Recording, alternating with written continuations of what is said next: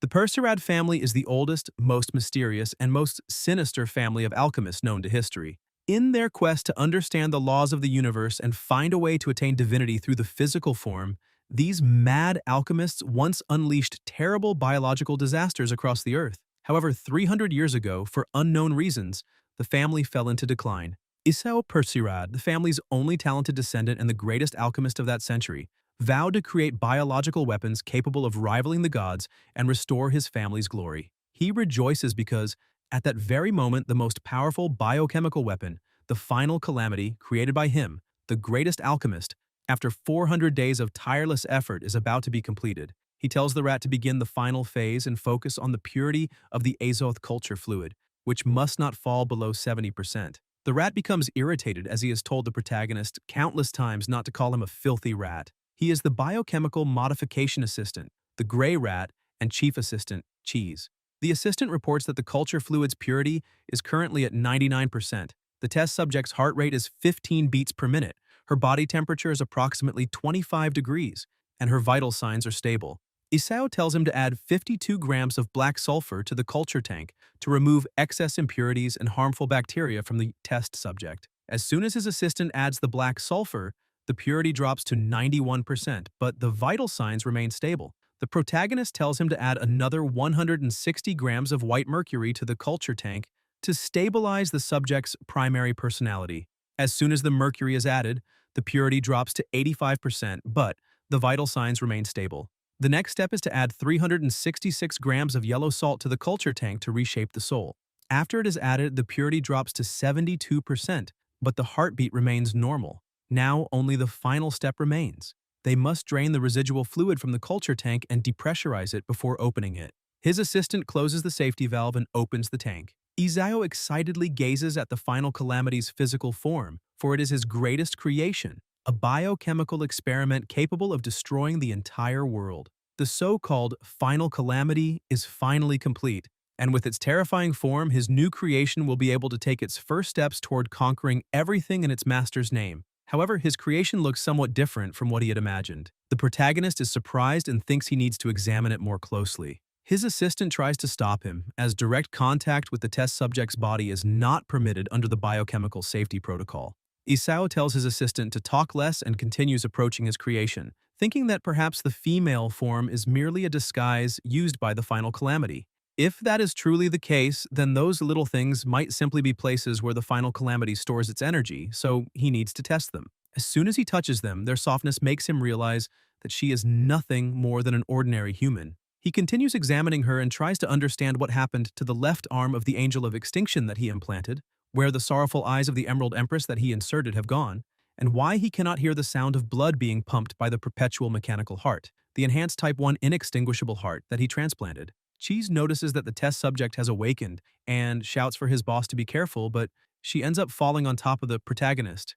With tears in his eyes, the assistant promises his boss that he will inherit the family's legacy, so he should not worry. He also says that he has already prepared his master's tombstone, bearing the words, "Current head of the family, chairman of the Pure Research Society, the genius alchemist who was not killed by the city's heroes, but died at the hands of his own creation, and a pitiful 15-year-old virgin." Isao yells at his filthy rat to be quiet or he will put worm eggs in his cheese storage. Cheese is surprised, as the liquid that splattered was the blood of an experimental mutant fire slug, and asks whether his boss is unharmed. The protagonist, however, asks how the greatest alchemist of that century could possibly be killed by his own test subject. During her creation, he had told his assistant to add his manifested liquid soul extract to the final Calamity's culture fluid so that her soul would naturally possess an affinity with his, and she would therefore never be able to harm him. Cheese pauses to think about what his boss has just said, as he does not remember hearing that request. He only remembers that his boss found him drinking and told him to stop because the proportion of yellow salt was incorrect and needed to be recalibrated. Since he needed help, he asked his assistant to add that yellow liquid to the final Calamity's culture fluid, taking care not to spill it. However, Cheese opened the container to find out what it was, and noticed that it had a very pleasant aroma. He then thought that adding the liquid to his wine might improve its flavor. He realizes that he has made a colossal mistake, and that everything may now be ruined. Isao tells the final Calamity to get off him and behave, as he is her master. The girl, however, merely stares at him for a while and slowly begins moving closer. The protagonist becomes confused and asks what she is doing. The girl gently strokes her master, making him somewhat frightened. The protagonist pushes her back and starts shouting that he has been exposed, demanding the purification spray. They lock her once again behind a high-frequency luminescent crystal wall with exceptionally high resistance to impact, corrosion, and magic. In addition, its permeability can be adjusted freely. He sprays himself, believing he has been contaminated, but suddenly remembers something and begins searching for it. His assistant tries to understand what is happening and asks what he is looking for. Isao finally finds a file and concludes that the woman must be the final Calamity's original template, human, 2252. Cheese asks whether she is not the same woman they rescued 1 year earlier, the girl who had no arms or legs and was nearly dead, which explains why he thought the Calamity looked somewhat familiar. However, he clearly remembers that the woman had purple hair and does not understand why the test subject has blonde hair. The protagonist says that this is a problem and that her personality has apparently changed as well. Sometime earlier at the White Queen Bank in Golden City, a bomb had been planted, and as soon as the timer ran out, it began releasing gas.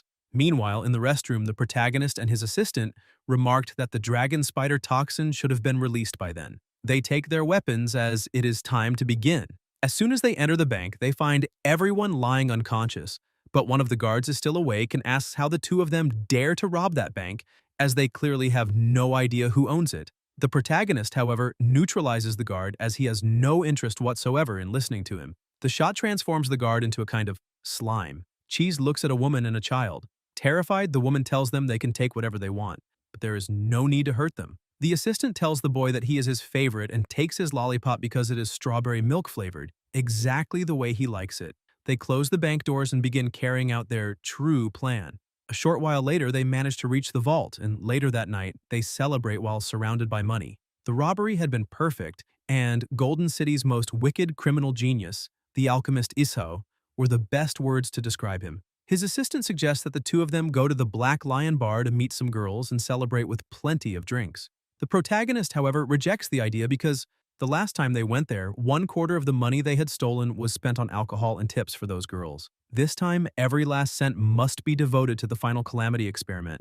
Once they successfully create the final Calamity, Golden City will become their playground. Then they will be able to reveal their true identities. When that moment comes, they will be able to do whatever they want and no one will be capable of stopping them. The two of them say at the same time that they will force the mayor to personally serve them drinks and make all the city's heroes wear diapers and suck on pacifiers while dancing for them. Suddenly, they hear a gunshot and duck, wondering who fired it, as the security inspection department may be pursuing them.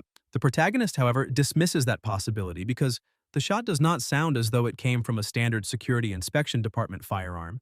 It sounds more like a large-caliber revolver. The shooter belongs to the Golden City Security Inspection Department. He is the director of the Light District branch and a city hero known as Noble Bullet, named Homierka. The purple-haired woman, who is missing one arm and one leg, was fighting for her life. Cheese becomes irritated when he sees the situation, because that filthy old man, instead of chasing the people who just robbed the bank in his district, is pursuing that poor woman. The protagonist, however, merely tells him to be quiet so they can hear what is happening below. Homierka looks at the woman and says that this is exactly what he would expect from a member of the Hellhound unit.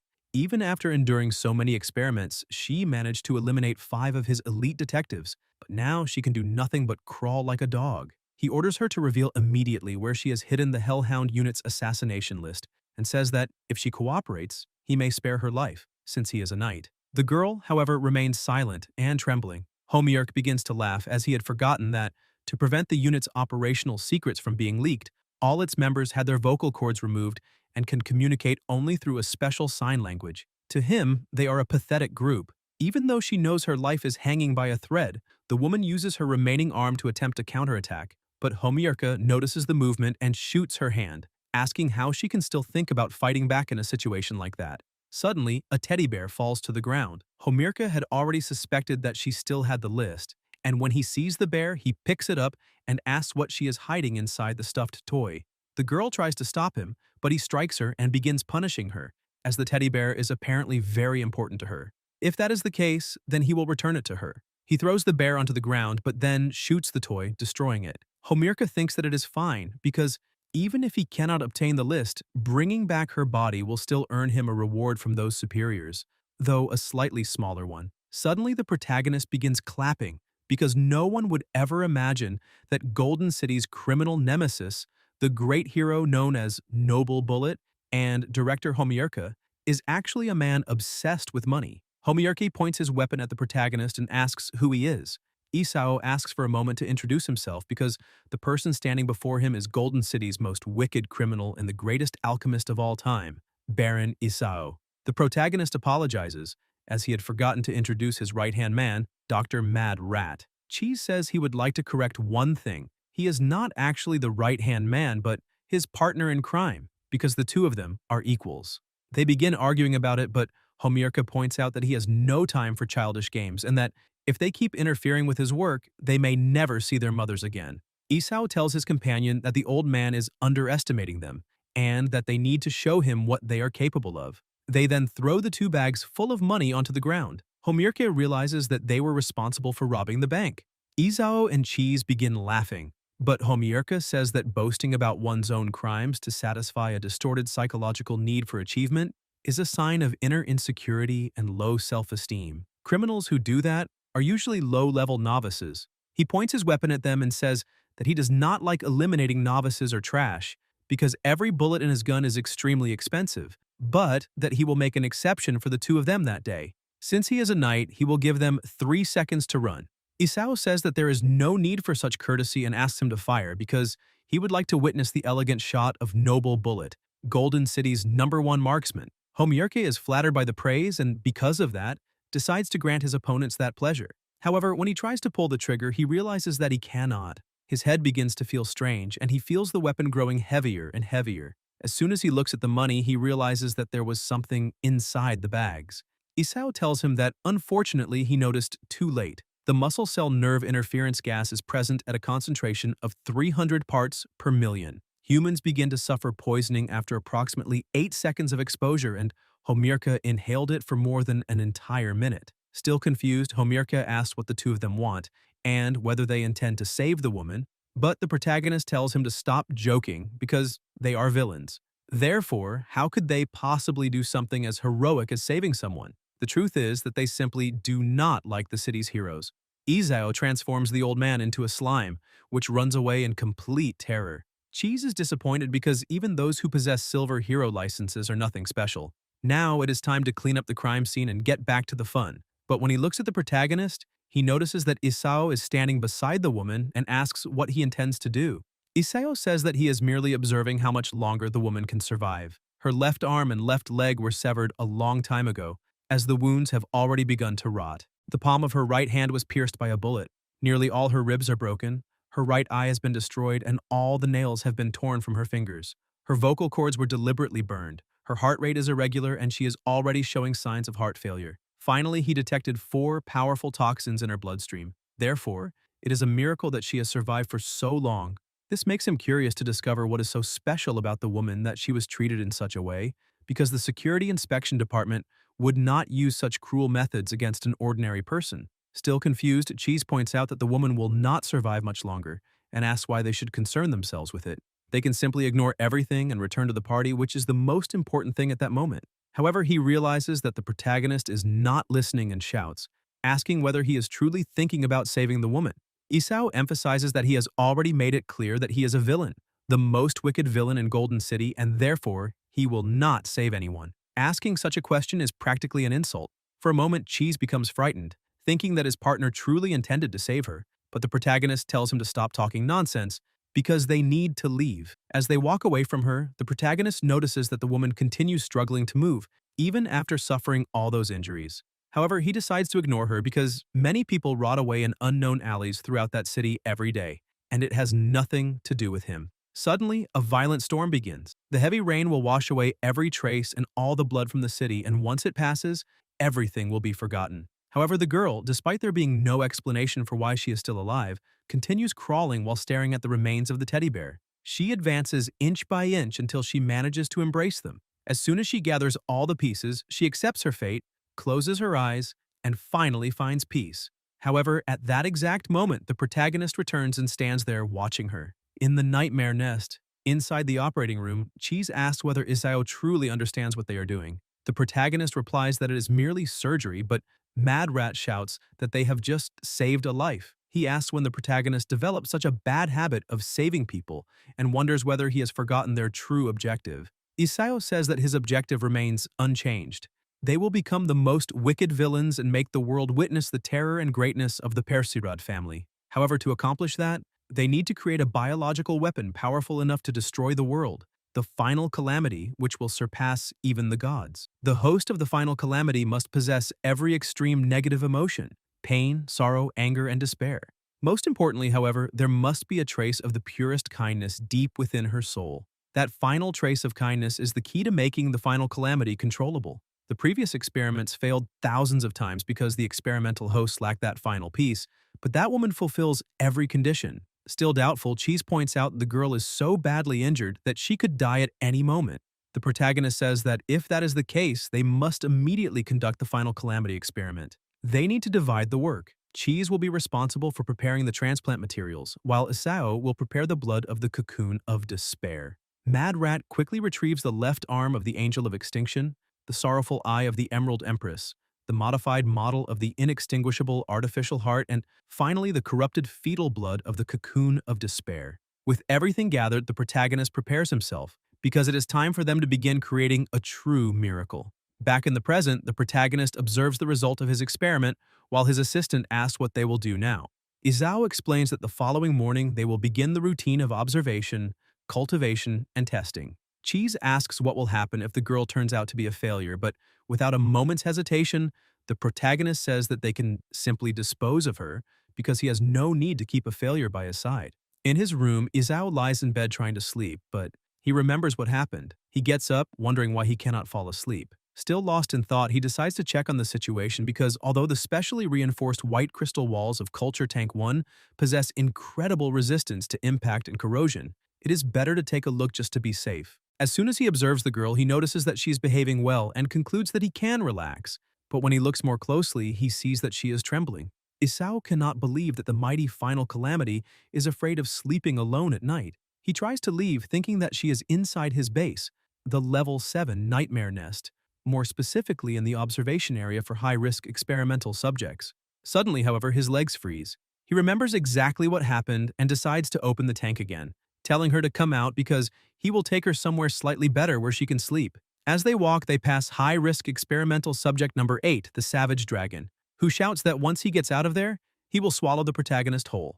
They also pass the Abyssal Eye, high-risk experimental subject number 15, who promises to pursue the protagonist's soul no matter what happens. Isao places the girl between the two creatures and points out that, of all his experiments, those two are the most cheerful. Therefore, if she stays between them, she will not be afraid to spend the night alone, but the girl remains somewhat frightened by the situation. As he leaves, he tells everyone to behave because he is going back to sleep. As soon as he returns to his room, he throws himself onto the bed because now the final calamity will no longer feel lonely and he can finally rest properly. The Savage Dragon calls out to the Abyssal Eye and says that this is the detention zone for high-risk subjects. So he does not understand what that little human girl has to do with powerful creatures like them. The Abyssal Eye does not know what is happening either, but remembers that the protagonist said the girl was the final calamity. The Savage Dragon begins laughing because there is no way such an insignificant little girl who looks like an ant could be the final calamity. The Abyssal Eye also mocks the situation, saying that the protagonist's experiments have failed miserably. At least in the past, he was able to create terrifying creatures, but this time he produced nothing more than a weak human, which is hilarious. The final calamity becomes distressed when she realizes that she's being ridiculed and tries to get out. The Savage Dragon attempts to calm her down, telling her not to struggle so much, because that high-frequency white crystal wall was created by the protagonist himself, and not even he can break through it while in his berserker form. If she manages to break it, he promises to become her mount. The Abyssal Eye says the same thing, because not even his most powerful magical energy beam managed to scratch the wall. Therefore, how could she, a mere weak human, possibly do anything? If she succeeds in breaking it, he promises to gladly become her pet. Still desperate, the final calamity feels something growing inside her chest. Her left arm transforms and she shatters the crystal with ease. Somewhat confused and unsure of what truly happened, she simply stares at her own hand. The two creatures, who had previously mocked the situation, are astonished.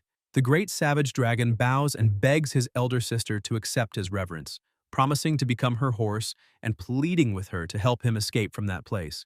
The Abyssal Eye also promises to keep his word and asks her to free him. While Izao and Cheese are sleeping, the alarm goes off. The two leap to their feet, and Cheese asks what is happening and why the alarm in the high-risk detention zone is sounding. Moreover, it is a level 4 alarm. This means that at least 3 white crystal walls in the cells of the high-risk experimental subjects have been completely destroyed, and that the experiments are out of control. They must suppress them before they cause further damage. The two head there as quickly as possible. Cheese checks the report and says that the escaped subjects are number 8, the Savage Dragon, and number 15, the Abyssal Eye, both from the isolation room. However, cell F203 was also damaged, even though he does not remember them placing anyone in that cell.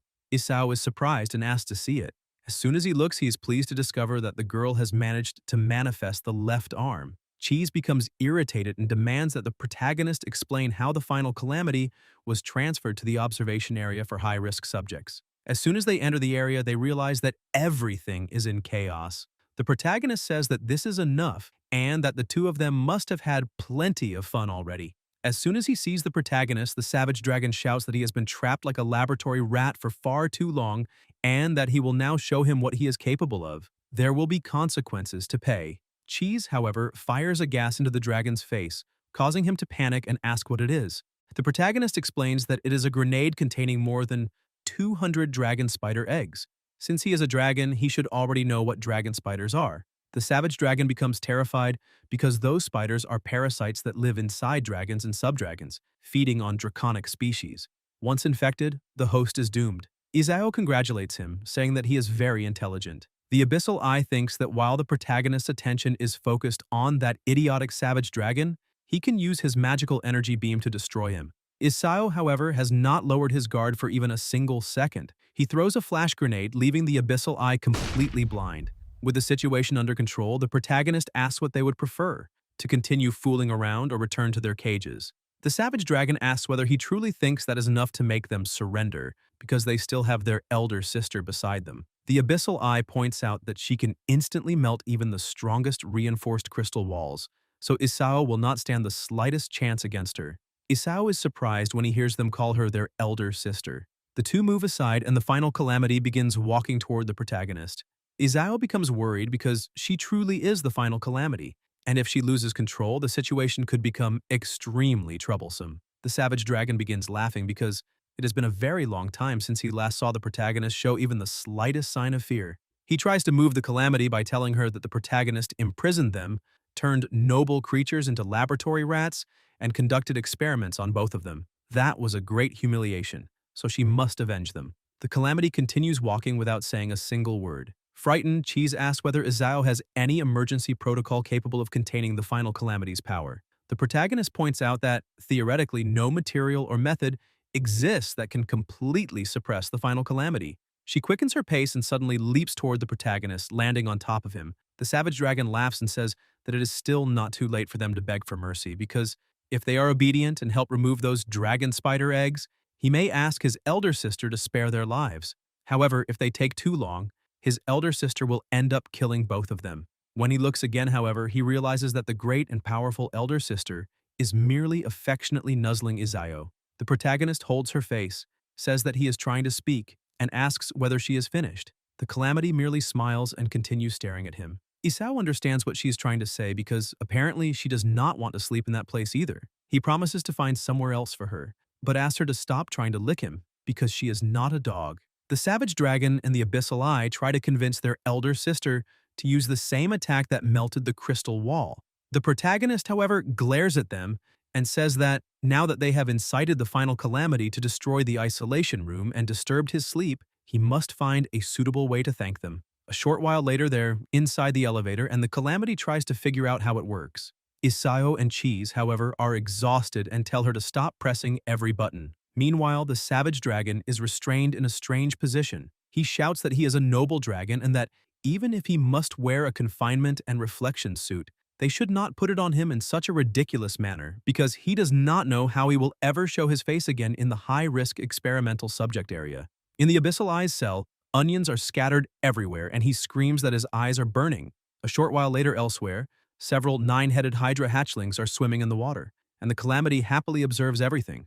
Isao says that the issue now is that the final calamity refuses to sleep in the laboratory and does not want to sleep in the observation area for high-risk experimental subjects either. Therefore, they need to decide where she will sleep. Cheese thinks the problem is very easy to solve. She can simply sleep in the same room as the protagonist.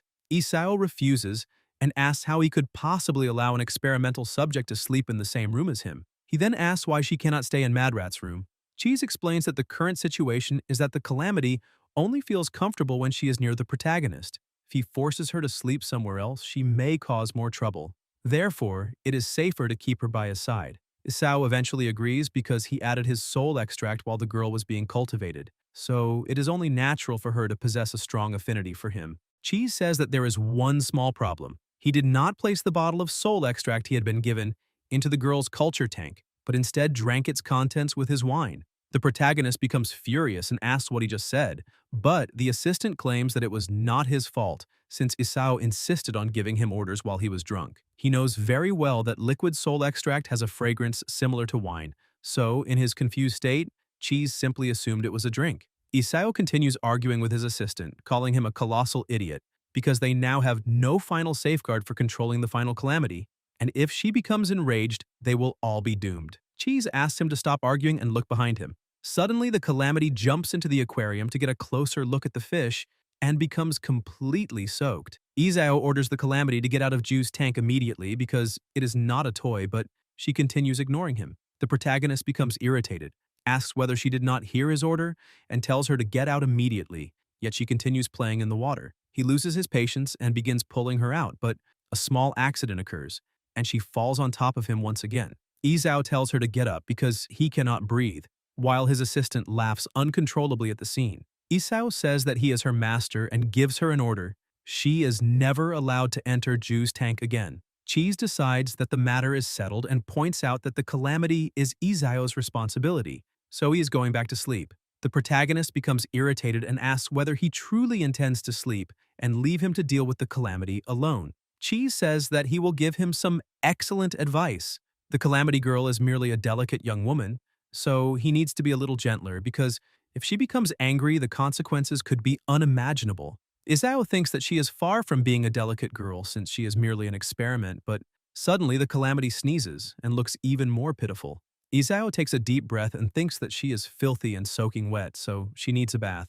He takes her to the bathroom and begins heating the water.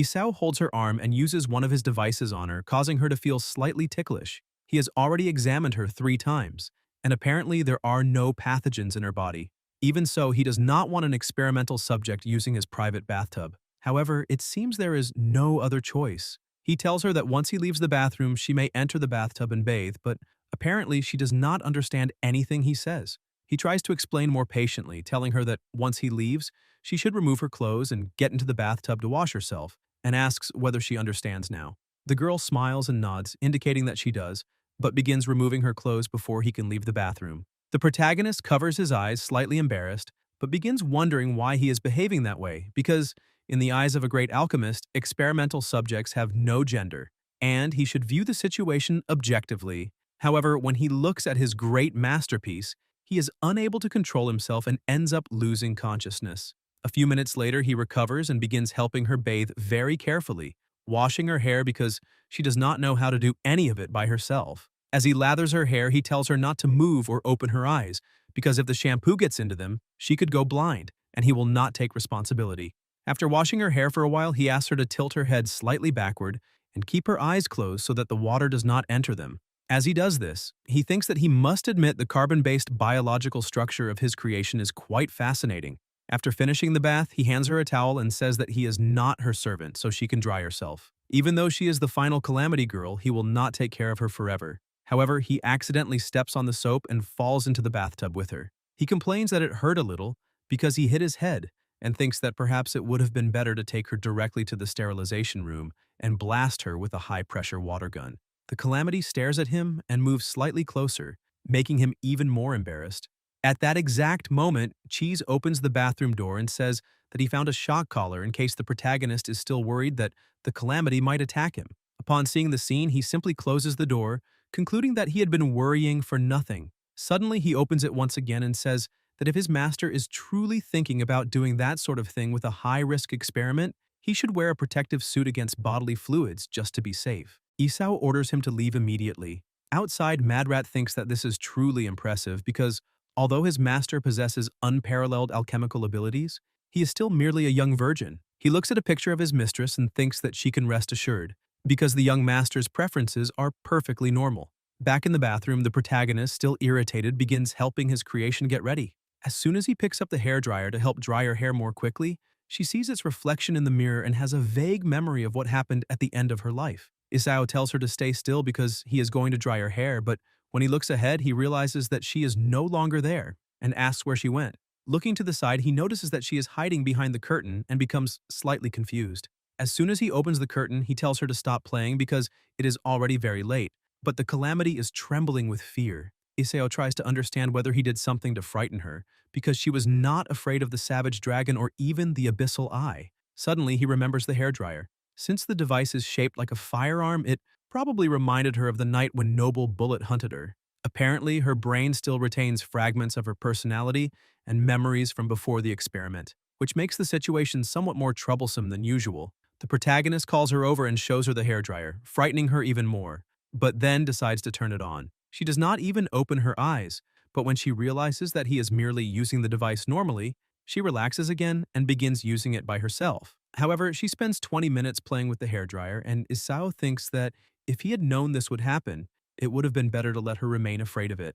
He loses his patience and takes the hairdryer from her hands because he did not go through all that effort to create the final Calamity just to watch her play until late at night. She tries to persuade him to let her play a little longer, but the protagonist puts the hairdryer away, saying that acting cute will not work on him. After putting it away, he locks the drawer and says that if she behaves well, he will allow her to play with the device again in the future, but for now, she must go to sleep immediately. Inside the bedroom, the protagonist already has a headache because the real problem has yet to be resolved. Where will the girl sleep that night? While he thinks about how to handle the matter, the Calamity is already yawning sleepily. He believes that, first of all, she cannot sleep in his bed, as it is strictly forbidden to experimental subjects, and that is an unbreakable rule for an alchemist. However, she simply runs past him and begins sleeping like a baby in his bed. He starts pulling her away because she has already broken the rule, and no one told her that she could sleep there. Isao sits her on the floor and explains that, as an experimental subject,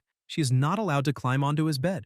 As punishment, she will sleep on the floor without permission to move, make noise, or sneak into the bathroom to play with the hairdryer. With everything settled, he turns off the bedroom light and thinks that he will finally be able to sleep in peace. Even so, he thinks it is somewhat dangerous to leave the girl in his room because, although she has shown no hostility toward him, she could still become enraged and end up destroying everything. When he looks at her, he sees that she is sleeping peacefully on the floor and concludes that the chances of that happening are extremely low. Therefore, perhaps he really can sleep. Before he can fall asleep, however, he begins hearing noises and asks what she is doing, telling her to remain quiet and sleep. The noise stops for a moment but soon begins again. He gets up irritably, asking why she is moving around so much, but when he looks again, he realizes that she is trembling as though she were cold. Concerned, Isao goes to Cheese's room, where his assistant had been looking through some interesting magazines before going to sleep, and tries to wake him, but Cheese merely turns over and continues sleeping. Isao has a brilliant idea. He takes a stink bug and places it near Cheese's nose, causing him to wake up feeling sick. While spraying something to eliminate the terrible smell, Cheese shouts at the protagonist and asks what is wrong with him. But Isao points out that it is the stupid rat's fault, because he was the one who made the Calamity girl sleep in his room in the first place. Cheese asks whether his master truly thought making him stink with that insect would be suitable repayment. Isao explains that he actually came there to find out whether his companion had an extra blanket. Cheese begins laughing and asks whether it is for the girl because the protagonist is constantly complaining about her but is still a young virgin who is sincerely trying to take care of her. Isao tells him to stop talking so much nonsense because the following day he will need to conduct several physical and combat tests on her. Until he gathers all the information about her immunity, he must keep her physical condition stable and eliminate any external pathogens that could interfere with the results. Cheese changes the subject and asks why the protagonist wants to borrow a blanket when he owns 6 sets of bedding and could simply reserve one for her. Isao makes it very clear that this will not happen because every set of bedding was meticulously planned. Monday and Sunday are the cyclical days of the week, so he uses the Ouroboros set, which symbolizes infinite cycles. Tuesday and Wednesday are dedicated to advancing his research, So he uses the set covered in alchemical symbols, which places him in the proper mental state to swim through a sea of alchemical knowledge. Thursday is the day for purifying Azoth, the elixir of life. Since purified Azoth is purple, he uses his entirely purple set. More importantly, purple was his mother's favorite color. Friday is the day for watching his favorite television program, Criminal Art, when he uses his officially licensed Jack of Hearts betting. Finally, there is Saturday. Cheese tries to interrupt him, saying that he already knows the entire story. He uses Saturday to motivate himself to create the ultimate biological weapon, the Calamity Girl, because he had her projected form printed on a blanket. The protagonist says that this is exactly right and that for all those reasons, he has no spare blanket to lend her. Cheese thinks that his young master is completely insane. Even so, he remains calm because the girl is the Calamity Girl. Therefore, there should be no problem with her using a blanket bearing her own image. Isao is surprised because the logic is flawless. However, he explains that technically, she has not yet passed all the required tests and therefore does not even qualify as the Calamity Girl. Dr. Rat does not care what his young master wishes to call her, but makes it very clear that he has only one blanket and will not lend it to him. Isao does not understand why a rat needs a blanket, but since there is no other option, he goes to the closet and opens the Saturday bedding set. As he prepares her bed, he points out that the blanket is a gift from a very benevolent master, but she must treat it carefully. She cannot drool on it, wrinkle it, or under any circumstances roll it into a tube. This time, the Calamity lies down more comfortably. Even so, the protagonist thinks that, just to be safe, he should probably place a riot control collar on the girl, but his brain is completely exhausted at that moment and he needs to rest. He finally manages to fall asleep. At that moment, the Calamity gets out of her bed and stands beside him. In the morning, the alarm clock begins ringing and the crow shouts for the greatest alchemist of the century to wake up. Isao opens his eyes and grumpily thinks that he forgot to turn off the alarm the previous night. It is the girl's fault because he was unable to get his full 8 hours of sleep. Suddenly, he notices a hand resting on his chest and feels soft breathing beside his ear. When he looks to the side, the protagonist is surprised and tries to understand when she climbed into bed beside him. He continues watching her for a brief moment and realizes that she does not possess even a trace of the characteristics that the Calamity was supposed to have. At that exact moment, Cheese throws the door open and asks his master how he slept the previous night. Isao gets up as quickly as possible and tries to hide the Calamity, but his assistant asks where she is, and the protagonist replies that he does not know. Cheese panics and asks whether he is playing some kind of joke because if the Calamity entered the high-risk experimental subject zones or the experimentation area, it could cause an enormous problem. They need to find her immediately, and he suggests checking the cameras. Isao tells him to go to the monitoring room and says that he will follow shortly. Cheese agrees, but before leaving the room, he notices that something is wrong and points toward the bed, saying that the blanket is moving. Still trying to hide what is happening, Isao asks whether his companion needs glasses, because a blanket could not possibly move by itself. Suddenly, the girl emerges from beneath the covers, overheated. Isao merely explains that she climbed into his bed by herself during the night. Cheese tries to be understanding, saying that they have a brotherly relationship, and that the protagonist did not need to hide it, because he fully understands that a teenager going through puberty has certain needs, and there is nothing shameful about that.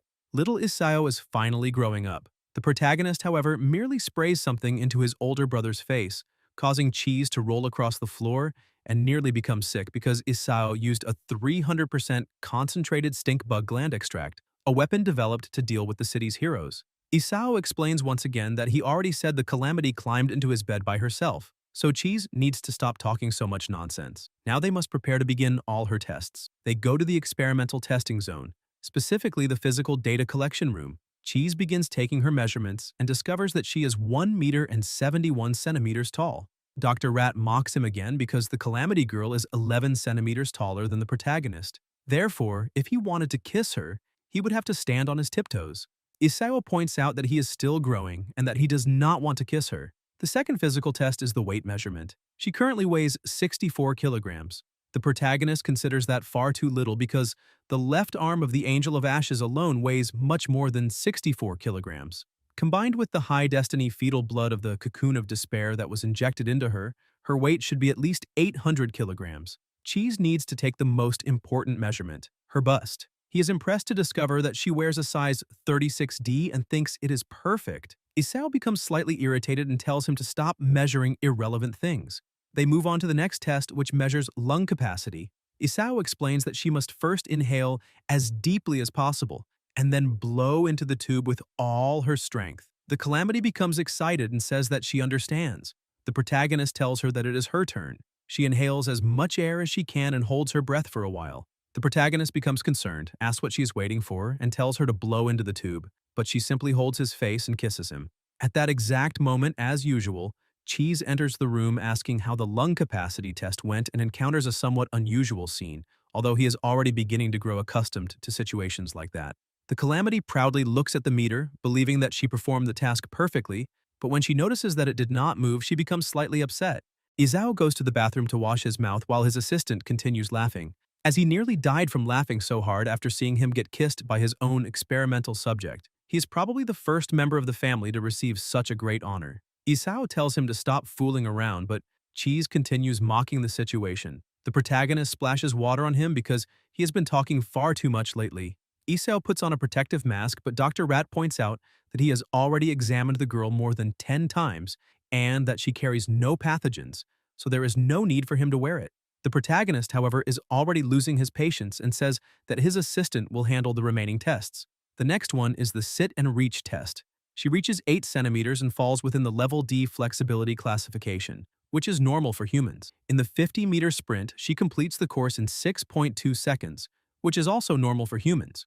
In the single-handed grip strength test, she reaches 51 kilograms, another result considered normal. After analyzing the results, the protagonist concludes that, based on those scores and physical statistics, she is no different from an ordinary human. Cheese thinks that perhaps the Calamity has not yet entered combat mode. Besides, those are only basic tests. What truly matters are the tests of her attack methods: intensity, aggression, resistance, and durability. Isao concludes that they need to place her into combat mode immediately. Cheese looks at her as she plays with the objects in the room and asks whether he already knows how to do that. Isao explains that it is very simple. They only need to find the most bloodthirsty experimental subject they have and lock the two of them inside a room together. Cheese is surprised and asks whether the protagonist intends to use ultra-high-risk subject number 0 as her test opponent. Perhaps they should take a gradual approach, slowly increasing the strength of her adversaries. They could begin with the weakest, low-risk experimental creature, a prairie rabbit. Isao thinks that, if they are talking about the weakest subjects, perhaps they should use the laboratory mice. Cheese snatches the mouse from the young master's hands and says that he has already warned him that he will not allow any kind of rodent to be used in the experiments. The protagonist laughs and says that, although they are both rodents, they do not belong to the same species, since Cheese is a sewer rat. He then looks at the rabbit and asks whether it can truly awaken the Calamity's fighting instincts. Before he can finish speaking, however, the girl picks up the rabbit and begins doing something with it. Dr. Rat asks who said that a low-risk creature could not awaken her fighting instincts. Isao is surprised because even an adorable rabbit appears capable of awakening her desire to kill. He becomes frightened merely imagining what she would do in a crowded area, and the more he thinks about it, the more excited he becomes. However, she's not displaying her fighting instinct, but rather her instinct for cuteness.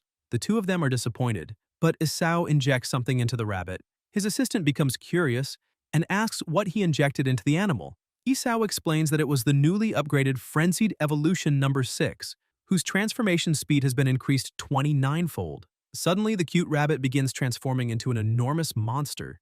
To awaken her combat instincts, her opponent must at least be at an acceptable level. For the time being, they can call the creature Super Savage Rabbit, Beast number 1. The rabbit begins displaying its strength, and Isao grows increasingly excited by the situation. Cheese, however, thinks that the young master is merely an idiot obsessed with alchemy who truly does not know how to show mercy. The rabbit charges at the Calamity, and Cheese uses the opportunity to suggest a bet, whether the Calamity girl will dodge or face the attack head-on. Whoever loses will have to clean the base that week. The rat bets that she will dodge, while the protagonist believes that she will confront the attack directly. As soon as the rabbit strikes, she simply disappears, leaving everyone astonished. Suddenly, she appears amid the savage rabbit's fur as though she were playing, knocks it down, and begins petting it. Cheese concludes that the girl possesses no desire to fight whatsoever. The two enter the elevator, and Cheese says that even if her combat instinct is extremely weak, it can still be developed over time. Therefore, Isao should not place her against ultra-high-risk subject number 0, because what will they do if she dies now? Isao points out that if she dies, it will prove that she is merely a failure, and failures have no value beyond increasing the success rate of the next experiment. Finally, they arrive at subject number 0's containment chamber and put on their masks. Before they open the door, Cheese points out that it is still not too late to give up because they invested their finest transplants in that girl, and if something goes wrong, they could lose everything. He knows very well that because of Number Zero's personality, she will undoubtedly attack the girl with all her strength. Isao hopes that she does because if the Calamity does not experience the nearness of death at least once, she will never be able to transform into the true final Calamity. They have already failed many times, and he is growing tired. At that moment, she touches his head and tries to comfort him, but the protagonist grabs her hand because experimental subjects have no right to pity their creators. He changes his tone and tells her to listen very carefully. If she does not unleash the full power of the Calamity to fight Number Zero, she will be killed. She was created for a single purpose, to become the most powerful biological weapon and help him conquer the entire world. Cheese thinks it is a tremendous waste to use such a beautiful girl in combat, but the protagonist merely tells him to be quiet. Once inside the containment area, the protagonist asks his assistant to bring in the final Calamity, but Cheese had turned his back for only a second, and she had already entered while clinging to her creator. As soon as Number Zero sees the scene, she flies into a rage and shouts at the blonde girl to take her filthy hands off Isao. The Calamity becomes slightly frightened. The protagonist asks whether she sees that woman, because she was also part of the final Calamity experiment. She was Number Zero and had been his most powerful experiment up to that point. He tells Lucille that if she wishes to claim the title of strongest experimental subject, she must defeat her opponent and prove it to him. Lucille becomes furious enough to bite her own lips, but soon begins smiling and says that if she wins, she wants him to spend the entire day with her. The protagonist agrees to the proposal. Lucille tries to gain even more and asks whether she can hold him while they sleep, but the protagonist tells her not to push her luck. Lucille says that he does not need to worry because she will make sure to completely destroy his new experiment, since Isao can belong only to her. Isao says that if that is true, Lucille must give it everything she has, and when the time comes, they will see what happens. Outside, the protagonist once again emphasizes to the Calamity that if she does not fight seriously this time, she will die. If that happens, it will prove that she is nothing more than a failure. Furthermore, he will not interfere in the fight to save her. The confrontation will be decided solely between the two of them. He releases the rope, tells her that she had better take care of herself, and closes the gate to containment zone number 1. The Calamity becomes frightened and begins pounding on the door, trying to escape, but on the other side, the protagonist is proud of himself because, as the last descendant of his family, the leader of the terrorist organization known as the Pure Research Society, and the wicked alchemist Isao, this is how he should treat his experiments. Finally, everything has returned to the way it should be. He goes to the monitoring room and his assistant asks whether he gave the Calamity the proper motivation, but the protagonist gets straight to the point and orders him to release Lucille. Although Cheese does not agree, he complies with the request but warns that if the girl ends up dying, Isao must not come crying afterward. As soon as he releases Lucille, she becomes delighted because she can finally stretch her legs a little. She notices that the camera is focused on her and leaves a message, telling Isao to prepare himself for a proper punishment. Cheese offers him a potato chip, but the protagonist refuses because they are all cheese-flavored, and he does not want any. Cheese is surprised because he has never complained about that flavor before, and asks why he is making that expression. He then tells him not to worry because Lucille is wearing a suppression collar equipped with an alchemical matrix. If she is about to eliminate the girl, the device will completely neutralize the activity of the Black Plague virus inside her body. However, the most important thing at that moment is to make another bet to decide who will win the confrontation. Cheese says that he is betting on Lucille, and that if she wins, he will have the right to control the television remote for the following week. The protagonist bets on the final Calamity because if she does not win, she will die. Lucille tells the Calamity not to bother trying to open the door because it is impossible. However, she notices that something is wrong with the girl, as though she has no desire to fight whatsoever. That does not matter to Lucille in the slightest, however, because her main goal is the protagonist, and once she wins the fight, she will be able to reach him. Cheese warns the protagonist that Lucille is moving, but the blonde girl still does not react at all. Lucille launches her attack, calling the final Calamity trash and declaring that she will become her food. However, the blonde girl simply grabs her hand and stops her from advancing, leaving Lucille shocked and unable to understand what is happening. Observing the scene, Isao and Cheese conclude that the Calamity is sensing Lucille's killing intent and is about to enter combat mode. They celebrate, saying that things are finally becoming interesting. However, the blonde girl is merely leading Lucille somewhere. She takes her rival to the door and points at it as though asking Lucille to open it.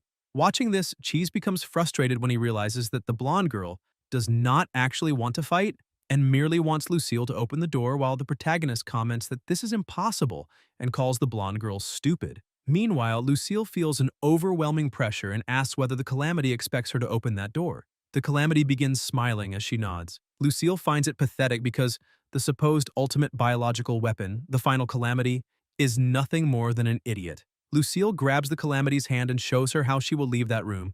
She will be consumed by the Black Plague virus until nothing remains but a pile of brittle bones.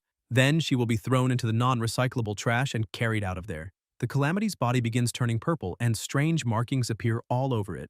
Lucille continues acting arrogantly and says that apparently the ultimate biological weapon has just been poisoned. She says that the Calamity had better remember that the most powerful biological weapon ever created by the young master will always be her and her alone. Ultra-high-risk subject number 0, the demonic mask, nightmare variant. Inside the monitoring room, the system begins warning that the Black Plague virus is spreading through the Calamity's cells, infecting her entire body, including her blood, flesh, and organs. The protagonist cannot believe what is happening because they previously tested the blood cells of the Colossus of Despair, and they were capable of eliminating any pathogen that attempted to infect them, including the Black Plague virus.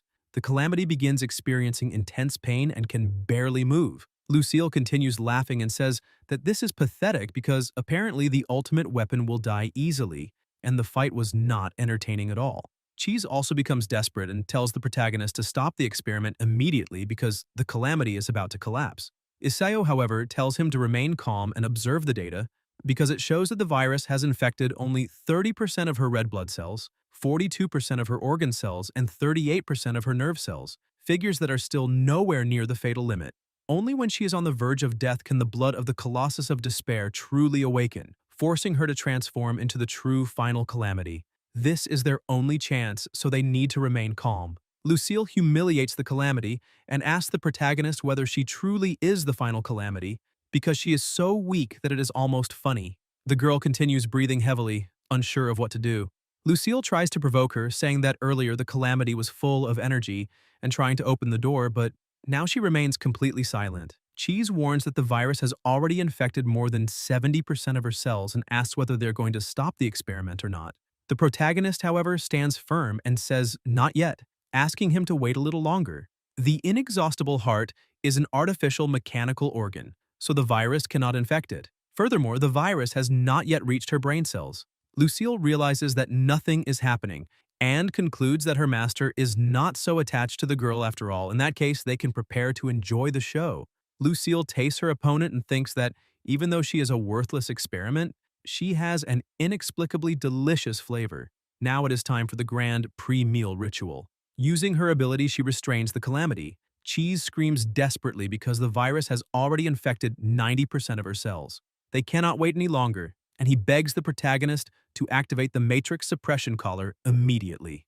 Isao interrupts him. His assistant does not understand what is happening, but the protagonist merely says that it is not yet time. Cheese loses his patience and says that the girl is not ready and that they cannot simply stand by while Lucille devours her. Isao tells his assistant to be quiet because he only cares so much because the girl is beautiful, since he never showed compassion for any of the previous experiments. Moreover, he cannot forget their goal, which is to make the world bow at their feet and at the feet of the Persurad family. Both the final Calamity and Lucille are merely tools for achieving that ambition. Suddenly, a trembling and extremely faint voice calls out to her master. The Calamity has spoken her first word since being created, leaving Cheese astonished. He asks whether the protagonist taught her how to speak. Perhaps Isao gave her a quick lesson the previous night.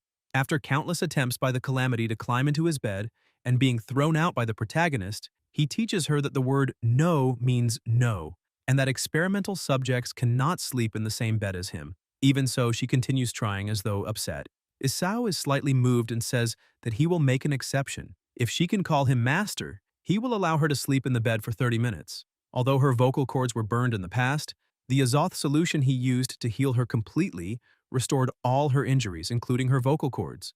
The Calamity tries to speak, but no words come out of her mouth. The protagonist thinks that if she cannot speak, there can be only one reason. Her vocal cords remain damaged for so long that she forgot how to use them. Calmly, he begins teaching her to speak and asks her to repeat after him. The Calamity watches carefully and tries to pronounce the word, but still no sound comes from her mouth. After tremendous effort, she manages to say only, "Ah." Isao finds it too difficult, decides to give up for the time being, and tells her to go to sleep. Even though she does not want to sleep there, she accepts. And as she falls asleep, she begins practicing the word master. Back in the present, she continues calling for her master. Lucille is impressed to realize that she can speak, but says that even if she calls for her master, it will be useless because Izao has no need for a failure like her. Now it is time for her feast. At that exact moment, the collar is activated, and Lucille falls to her knees. Isao is moved and pressed the button without thinking twice. To avoid revealing his true feelings, he agrees with his assistant and says that those implants are extremely expensive, so it would be a waste if Lucille devoured all of them. Cheese thinks that everything makes sense now because it had never even occurred to him that the protagonist might have pressed the emergency button because the Calamity called him master and moved him. After all, that would be impossible because he is the most wicked villain in the city. Isao thinks that now that everything has been clarified, he can go retrieve that useless girl. His assistant asks whether he needs help, but the protagonist says there is no need. A short while later, he approaches the Calamity, who is still calling him master. Isao tells her to stop calling him that because she is not worthy of it. The protagonist picks her up, but the Calamity continues calling him master. Isao tells her to be quiet and prepare to return to confinement. Lucille, however, cannot accept this and begins shouting, asking why. During all the previous confrontation tests, even when other experimental subjects were about to die at her hands, he never stopped the experiment. So why was he treating that girl differently? She was inferior to Lucille in every respect: combat ability, physical strength, and even affection for the protagonist. Isao explains that the girl possesses many important transplanted organs and that if they were all devoured, the final Calamity experiment could never continue. With a smile on her face, Lucille says that will not be a problem. Cheese, still inside the room, does not understand exactly why the protagonist made them waste time, because if he cared so much about the Calamity, there was no need to conduct that combat test. The collar restraining Lucille begins losing its effectiveness. Cheese notices this and shouts for the protagonist to leave the containment chamber immediately. Isao asks why he is shouting so loudly. Cheese points out that the Matrix suppression collar has just failed and that Lucille's body temperature is rising rapidly. The protagonist looks behind him and realizes that she is already standing beside him. Lucille explains that the collar is not broken because as the most powerful alchemist of the century, he should understand that viruses evolve to adapt to their environment. During the more than 1,000 days she spent imprisoned in that chamber, she deliberately activated the suppression collar's extreme cold matrix countless times. Finally, 1 week earlier, all the Black Plague cells in her body that could not withstand the cold had been completely eliminated. Now she has developed total resistance to cold. Isao tells her that she has won the contest and that he will keep the promise he made earlier. At that moment, he knows exactly what he needs to do: remain calm, because his only method of suppressing her has just failed, and he cannot provoke her in any way. Lucille points out that spending only 1 day with him will not be enough. She then removes the protagonist's mask and begins infecting him with the Black Plague virus. This makes her extremely happy because she has finally managed to enter his body and can now actively sense the activity of every one of his cells. Cheese realizes that the protagonist has just been infected with the virus. Lucille tells the laboratory rat not to worry because the virus she implanted in him is entirely under her control and remains dormant. It will not attack his cells because how could she ever harm her beloved Isao? Unexpectedly, however, she notices that something is wrong. The Black Plague virus she implanted has encountered the natural Calamity's salivary, amylus, inside the protagonist. This enrages her even further, and she begins crying, asking how that could be possible and whether that girl truly kissed her man. Cheese thinks the situation is becoming increasingly serious because Lucille's Black Plague is a viral aggregate with biological recognition at the cellular level. Because of her jealousy, Lucille attacks the Calamity once again, saying that what she did is unforgivable and that she will invade every one of her nerve cells, making her experience the ultimate agony of a fate worse than death. The Calamity begins writhing in pain. Isao becomes worried because Lucille is the assimilated host of the most powerful virus he has ever created. The Black Plague is nearly invulnerable to any organic or inorganic compound. Even dragon spider toxin and the slime-producing agent are useless against her. The only thing capable of suppressing Lucille was the suppression collar's ultra-low temperatures, but now that she has developed resistance to the cold and eliminated her only weakness, he does not know what they can do. The void substance, which is capable of annihilating everything, is still in the experimental stage, and using it recklessly could destroy the entire base. He continues watching the scene, wondering whether there is truly nothing he can do. Cheese tells him that the protagonist himself is the solution, because Lucille's obsession is overflowing. Lucille continues attacking, and although she does not know why she cannot infect the Calamity's heart or brain cells, it does not matter because she can still destroy everything else. Driven to the extreme, Isao points a weapon at himself and declares that this is his final warning. If she does not stop, she will never be able to have him again. Lucille is shocked, unable to understand why her master is genuinely threatening her over that idiot. The protagonist emphasizes that he already said the girl was not important, but her body is the single most crucial experimental resource belonging to his family. Without those resources, he will be unable to conquer the world or restore his family's glory, and if that becomes impossible, he will no longer see any reason to live. The laboratory rat is impressed to realize that the young master's acting skills have greatly improved. Lucille appears to calm down slightly and says that apparently this is how things must be. Isao cannot believe she agreed so easily and thinks that perhaps this could become a new way to control her, although it is far too humiliating. However, Lucille attacks again, saying that after dealing with that idiot, she will help her little master rebuild his family and conquer the entire world. The protagonist expected this because she did not listen to a single word he had just said. The Calamity is already on the verge of complete collapse. Isao realizes that he has no choice but to use his trump card. His assistant cannot believe that he had a trump card capable of restraining her all along and asks why he did not use it sooner. The protagonist did not use it because that trump card was far too embarrassing. He shouts that if she wants him to embrace her every night from now on, she must stop what she is doing. Lucille cannot contain herself and runs toward him, asking whether he is serious. The protagonist simply answers yes, and she begins imagining what all their nights together would be like. Isao asks whether she agrees to the deal. Lucille says that she may spare that piece of trash, but she has two conditions. The first is that she must trade places with the girl. The Calamity will remain confined there forever, while Lucille will live with the protagonist. Isao thinks her thirst for revenge runs very deep, but for now he only needs to agree and work on finding a new way to suppress her. He can deal with freeing the final Calamity later. After he agrees to the first condition, Lucille says that the second is for the useless girl to wake up and watch carefully. Isao tries to say that there is no need for that, but Lucille points out that the filthy girl stole little Isao's first kiss, so she is still showing restraint. The protagonist tries to explain that the Calamity does not yet understand such things, but Lucille simply begins kissing him. The Calamity watches, and her heart begins beating faster. She does not understand why her chest hurts so badly. Lucille continues taking full advantage of the situation. Cheese thinks that, as the protagonist's friend, he is happy for him, but he feels somewhat upset for the Calamity. When the kiss ends, Lucille says that her master's kiss is truly perfect, and that apparently he even uses the same violet-flavored toothpaste. Isao tries to use the sprays, but Lucille warns him that spraying them will make no difference because her cells have already taken permanent root inside his body. The Calamity realizes that the protagonist did not enjoy what happened, and the pain in her chest grows even stronger. Her body begins reacting, and the Black Plague cells inside her are simply wiped out. She is reborn like a phoenix. Lucille believes this is impossible, but the Calamity grabs her by the neck and activates the left hand of the Angel of Ashes, leaving everyone astonished. The Calamity says that she hates her and begins turning Lucille to ashes. Sometime earlier, during the filming of a movie, a young man complained that the molten feather phoenix had already eaten the food soaked in the pupil fluid of the Crimson King dew butterfly, yet he could not understand why it had not lost consciousness. The phoenix continues attacking him with everything it has, and he simply accepts his fate because nothing else matters as long as Chow manages to leave Hellring Island safely.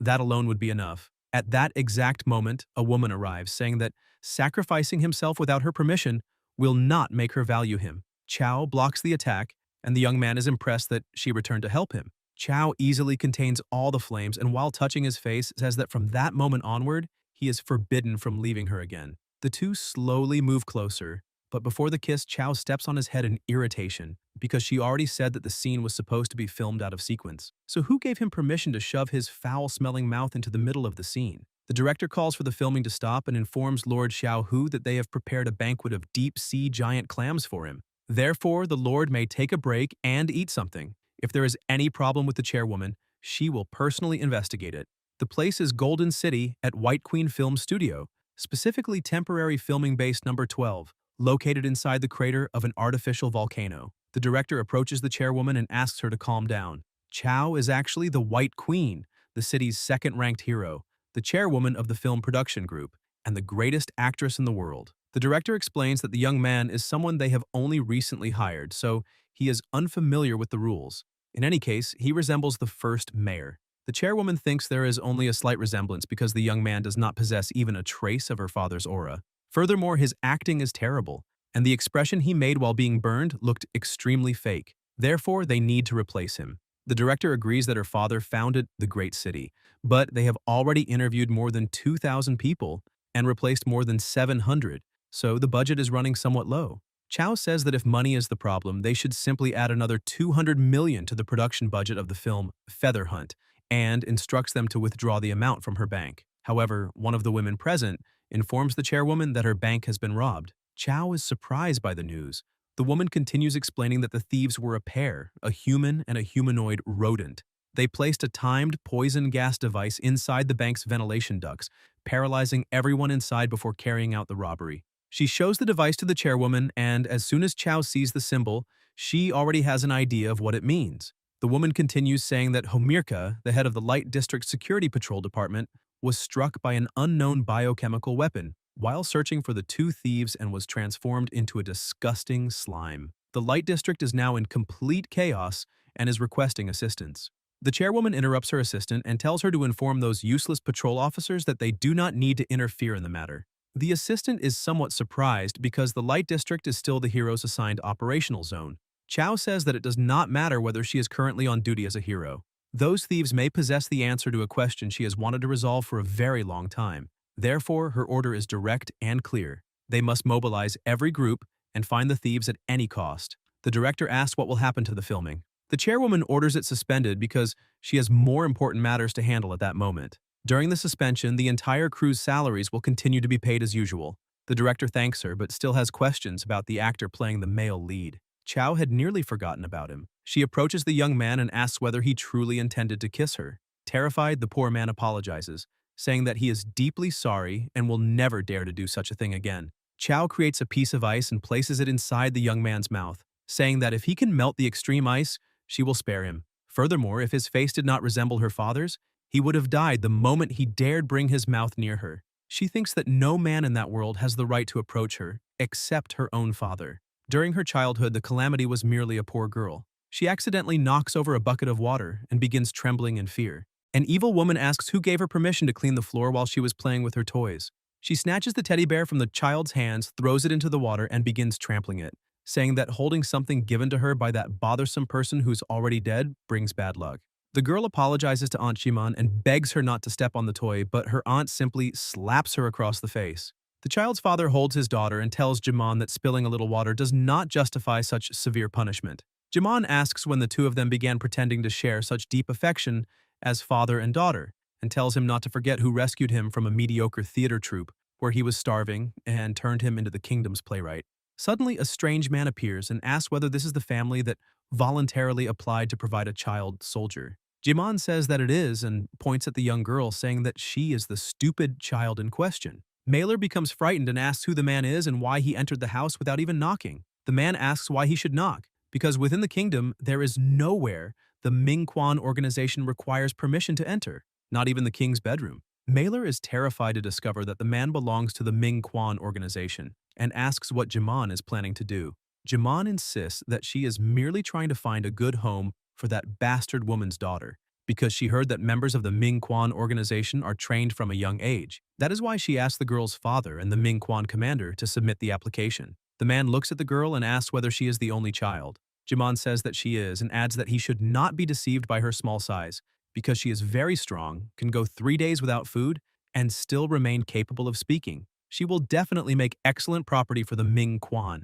The man thinks the look in the girl's eyes is very promising and decides to take her. He picks her up while the girl cries out to her father that she does not want to go. Back in the present, she wakes up, looks to the side, and sees her little bear. During the routine full-body examinations of the experimental subjects under anesthesia, Cheese asks why Super Rabbit number 1 has suddenly lost so much fur from its chest when it was perfectly fine the previous day. Perhaps it is sick or something similar. The protagonist says that he does not know exactly what is happening and soon asks his assistant whether the Calamity has awakened yet, because she has been unconscious for 3 days, ever since she defeated Lucille using the left hand of the Angel of Ashes.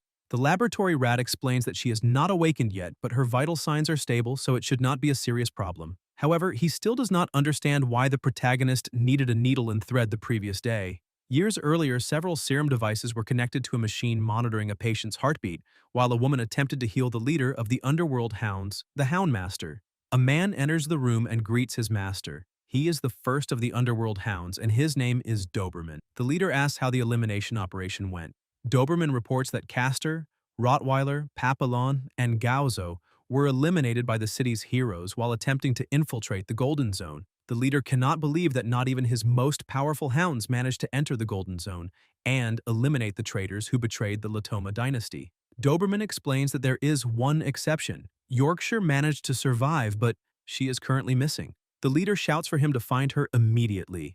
Meanwhile, inside the protagonist's base, Izao paces back and forth and suddenly says that he has an idea. Cheese tells him to stop shouting like a lunatic because he is watching the interview following the Miss Gordon City pageant. The protagonist looks at the Calamity and says that in addition to her experimental codename, Final Calamity, her new codename will be Cool. Eager to explain why he chose that name, he asks his assistant whether he wants to know where it came from. The laboratory rat pretends to be interested and asks where such a magnificent name came from, as he would love to know. Isao remembers that his mother once told him her favorite flower was the cool, and that he should not be deceived by its fragile appearance, because it bloomed only during storms, allowing its pollen to be carried far away by the powerful winds. However, he decides not to tell Cheese where the name came from. Cheese asks whether it is now official and whether the Calamity Girl has officially become the second extreme danger experimental subject after Lucille. The protagonist says yes because from that moment onward, the Calamity, under the codename Cool, is officially extreme danger experimental subject number 1. Her greatest advantage is her relatively docile personality, but her flaw is obvious. Her abilities are extremely unstable and she possesses no desire to attack.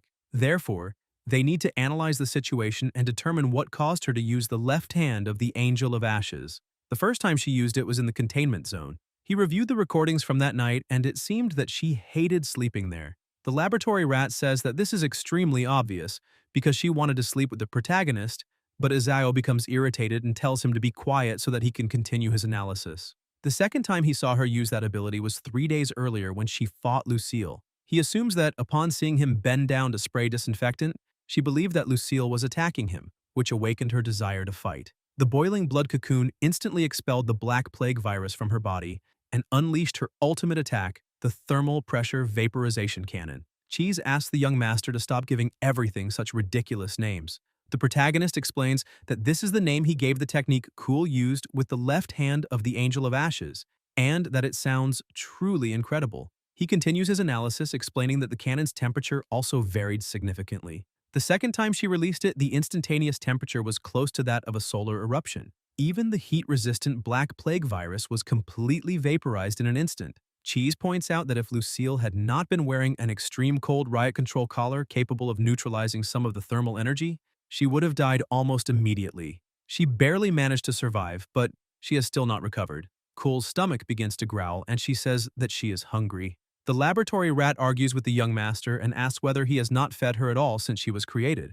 Isao never imagined that she would still require such a primitive method of obtaining energy as eating. However, they do not need to worry, because he will immediately give her the most nutritious and energy-rich food available. They go to another room, and Cheese asks whether his master has completely lost his mind, and whether that is the food he prepared for Cool. Proud of himself, the protagonist says yes because he prepared the savage dragon. The two begin arguing about the situation, but the savage dragon suddenly wakes up and realizes that his elder sister and the protagonist are standing directly in front of him. The dragon becomes frightened because he has already suffered greatly and attempts to behave more politely, bowing respectfully to the great alchemist master, Baron Izao, and asking whether the time has finally come for him to be released from his penitence cell. Izao begins laughing and says yes, because now he will also have an opportunity to redeem himself. The savage dragon becomes excited and asks what that opportunity will be. The protagonist replies that he must become food for the final calamity. This leaves the dragon in shock. The laboratory rat warns that the dragon is the only representative of a true dragon species among all the extreme danger experimental subjects, so offering him to Cool as food would be a waste. The young master does not necessarily agree because devouring a true dragon is the most efficient way for the Calamity to replenish her energy. Furthermore, it may also trigger an evolution into her ultimate form. The protagonist tells her to devour experimental subject number 8. Cool becomes extremely excited and leaps onto his horn. The savage dragon becomes terrified and promises that he will never misbehave again. The protagonist, however, thinks that it is already too late. When Cool tries to bite his horn, she nearly breaks her teeth and returns to her master in tears. He takes her to the kitchen and prepares the most powerful meal on the planet, saying that a certain ninja ate a great deal of it and became the strongest of them all. The protagonist introduces her to instant noodles, and 3 minutes later, everything is ready. As soon as he removes the lid, Cool stares at the divine food with shining eyes. Before he can even hand her the chopsticks, he realizes that she is already devouring everything with her bare hands. Izao becomes concerned and tells her not to grab the food with her hands because it is probably extremely hot. The laboratory rat thinks that perhaps she does not know how to use chopsticks or is simply starving. Cool continues eating, even with her hands completely covered in food, and cries out that it is delicious. Isao says that it is only instant noodles, so there is no need for her to cry over it. Cheese thinks the reason is very simple. Apparently, she had not eaten much good food during her life. The protagonist finally understands because it is exactly like back when his assistant was nothing more than a miserable sewer rat who sneaked into his room to steal cheese. He ate so much that he nearly burst and could not even run. The laboratory rat becomes irritated and says that the protagonist has no right to talk because he is a brat who is still begging his mother for milk at the age of 3. Izao says that this is a complete lie because he stopped drinking milk at 6 months old and his mother forced him to drink it using the life-sustaining magic box. While the two argue, Cole finishes all the food and calls out to the protagonist, saying that everything was delicious. Isao stops arguing and begins wiping her face because it is completely filthy. However, even after eating, her stomach continues growling. Several cups later, she finishes the last one, but apparently she still wants more. Isao asks his assistant to prepare another cup for hers, but Cheese warns him that it was the last one they had. 1 hour later, Isao is trembling with fear and tells her not to come any closer, because that is his last package of chocolate cookies, and she needs to show some mercy. Although she did not behave that way while eating the instant noodles, a single serving of chocolate was enough to make her lose control completely. Cole continues approaching, utterly captivated by the taste of chocolate. Realizing that there is no escape, the protagonist decides to open the package and eat everything at once. Cole, however, does not care and tries to take the chocolate anyway. A few minutes later, the protagonist collapses onto the floor. Cheese hears a noise and thinks that his companion has already fallen and that the girl cannot be allowed to find that place. If she finds it, he will fight to the end, even if it costs him his life, because it is his secret hiding place, which he worked very hard to build. Cool crouches down and detects a scent coming from beneath the floor. She removes the rug and begins destroying the floor, which leads directly into the secret room. In less than a minute, she breaks through it and enters. Prepared for her arrival, Cheese points his weapon at her and says that stealing the protagonist's snacks is one thing, but those cheeses are priceless, so she should not even think about touching them. With astonishing speed, however, she approaches him and begins melting the weapon with her bare hand. Meanwhile, inside the containment room, the Abyssal Eye asks the savage dragon whether he is all right, because he heard that the protagonist intended to offer him as food to their elder sister. The dragon merely laughs and says that they could never devour him because they have no idea how durable the body of a true dragon is. The toughest part of his body is his horn, which she tried to bite without leaving a single scratch. However, that tiny bite was enough to leave it almost completely destroyed, and as soon as he touches the horn, it simply falls off. The dragon panics because his great and majestic horns, which radiated power and enchanted every dragon, have simply disappeared. Cool is locked up, because that is the only way to stop her from stealing the entire food supply. The protagonist concludes that countless pieces of evidence have proven that the creature has absolutely no resistance to high-calorie sweets, especially chocolate, which triggers an uncontrollable appetite and compels her to obtain food by any means necessary, even by using the thermal pressure cannon.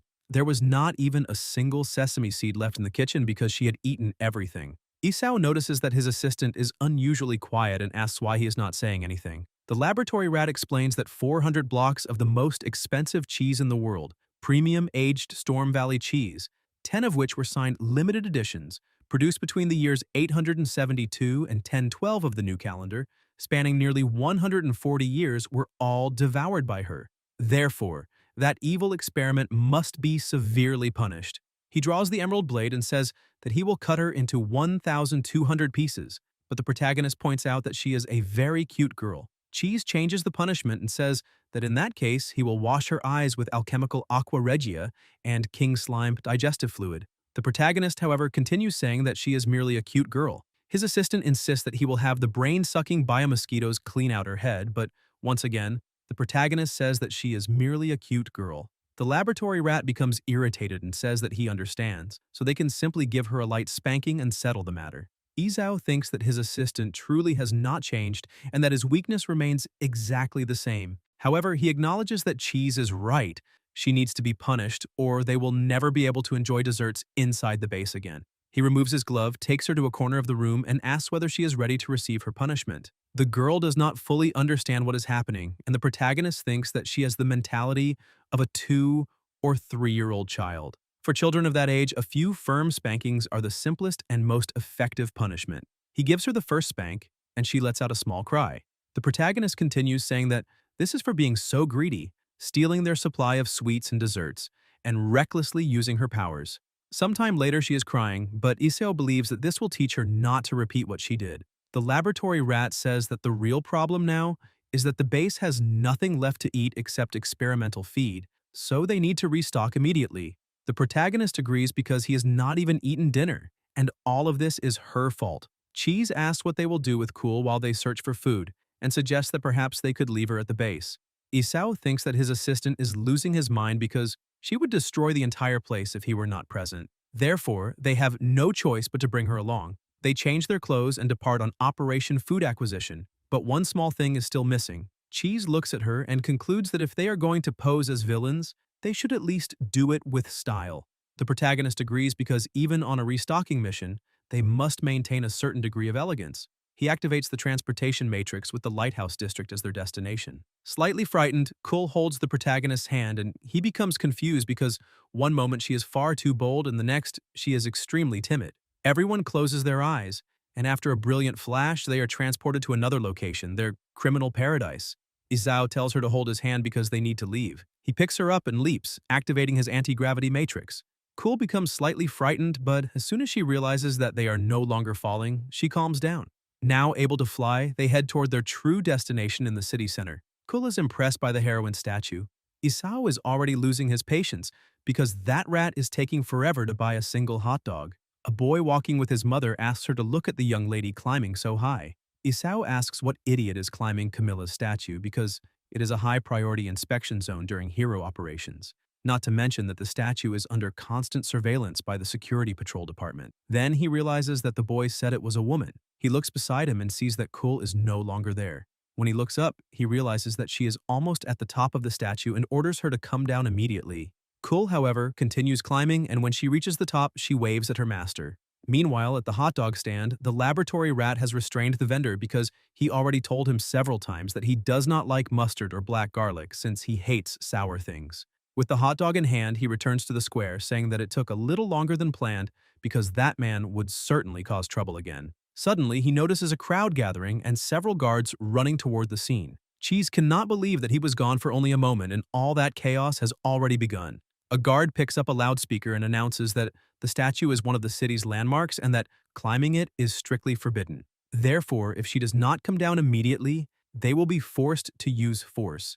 Kul becomes slightly frightened and does not know what to do. Cheese knows very well that climbing the statue without authorization is a serious crime, and that even without causing any damage, a person could face 1 year in prison. This cannot continue, so he needs to act as quickly as possible. Cheese puts on his sunglasses and turns his back because now is the time to blend into the crowd and escape, since abandoning one's companions is standard procedure among villains. At that exact moment, the protagonist throws a flash grenade. The laboratory rat seizes the opportunity to discreetly cut the belts of all the guards nearby, telling the protagonist to get that disastrous girl out of there, because he will stay behind to hold off the guards, like the selfless villain he is. Isao tells him that he saw him trying to escape earlier while pretending to be an ordinary spectator. As soon as one of the guards recovers his sight and tries to stand up, his trousers fall down, causing him to trip and collapse onto the ground. The three take advantage of the distraction and manage to escape. The protagonist points out that one day, that idiot will end up getting everyone killed. At that moment, however, the manager of the Golden Elegance store shouts at them to keep their hands away from the display window. Another employee warns them that this is Golden Elegance's display window and that it is made of firefly crystal, a material easily corroded by the oils on people's fingers. If they leave marks on the glass, they will not be able to afford the repairs. Izao laughs and asks Cheese what they should do, since the manager said the glass gets dirty very easily. The laboratory rat begins licking the entire display window, infuriating the manager. He calls them homeless vagrants and asks whether they are incapable of understanding simple words.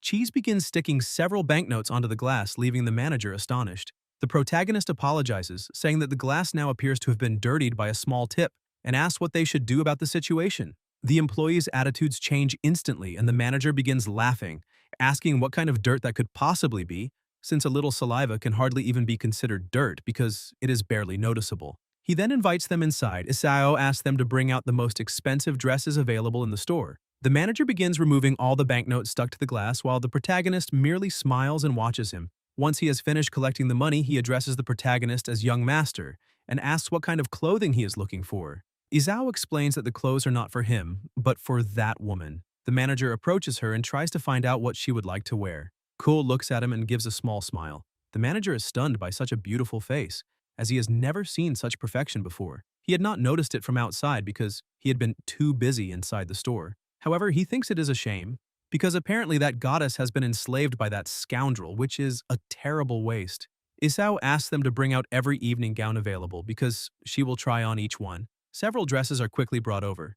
Two attendants begin leading her inside, saying that they need to go to the fitting room and that since evening gowns can be difficult to put on alone, they will help her. Cool, however, is still somewhat frightened by the situation and calls for her master. But the protagonist tells her that she's only changing clothes and does not need to cause so much trouble. While he waits, the manager offers him some tea, but the protagonist says that he does not like that drink. Cheese is trying on several caps, and the protagonist says that he saw him hide a can before they left and demands that he hand it over. The laboratory rat tosses the can to him and tells him to be quiet because he is trying to choose a hat that matches his outfit. 20 minutes later, Izao is still waiting and cannot understand why they are taking so long. One of the attendants calls the protagonist over and explains that the young woman refuses to let them remove her clothes, so he may need to go in and help.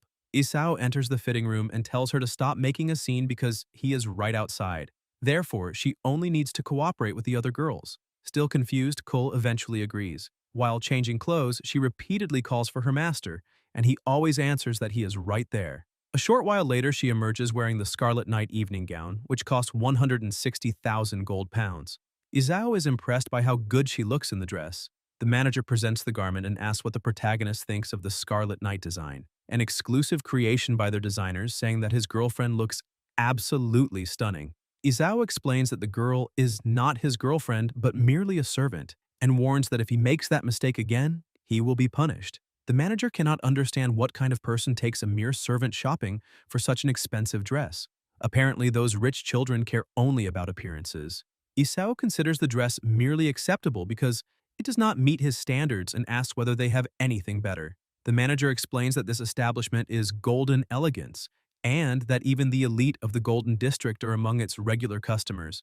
Therefore, if they cannot satisfy a customer, probably no one else in the city can. The second dress is the Golden Flower, which costs approximately 300,000 gold pounds. The protagonist admits that the garment has a unique design, but it still lacks a certain dignity, so he would like to see another. Cole then tries on the Golden Empress dress, which costs almost 400,000 gold pounds. As soon as the protagonist looks at her, he's left speechless. The manager explains that this is the crown jewel of the store, the Golden Empress, and that it is said to have been modeled after the dress worn by the Empress of the Golden Empire herself. Suddenly, a limousine stops outside and a black carpet is rolled out.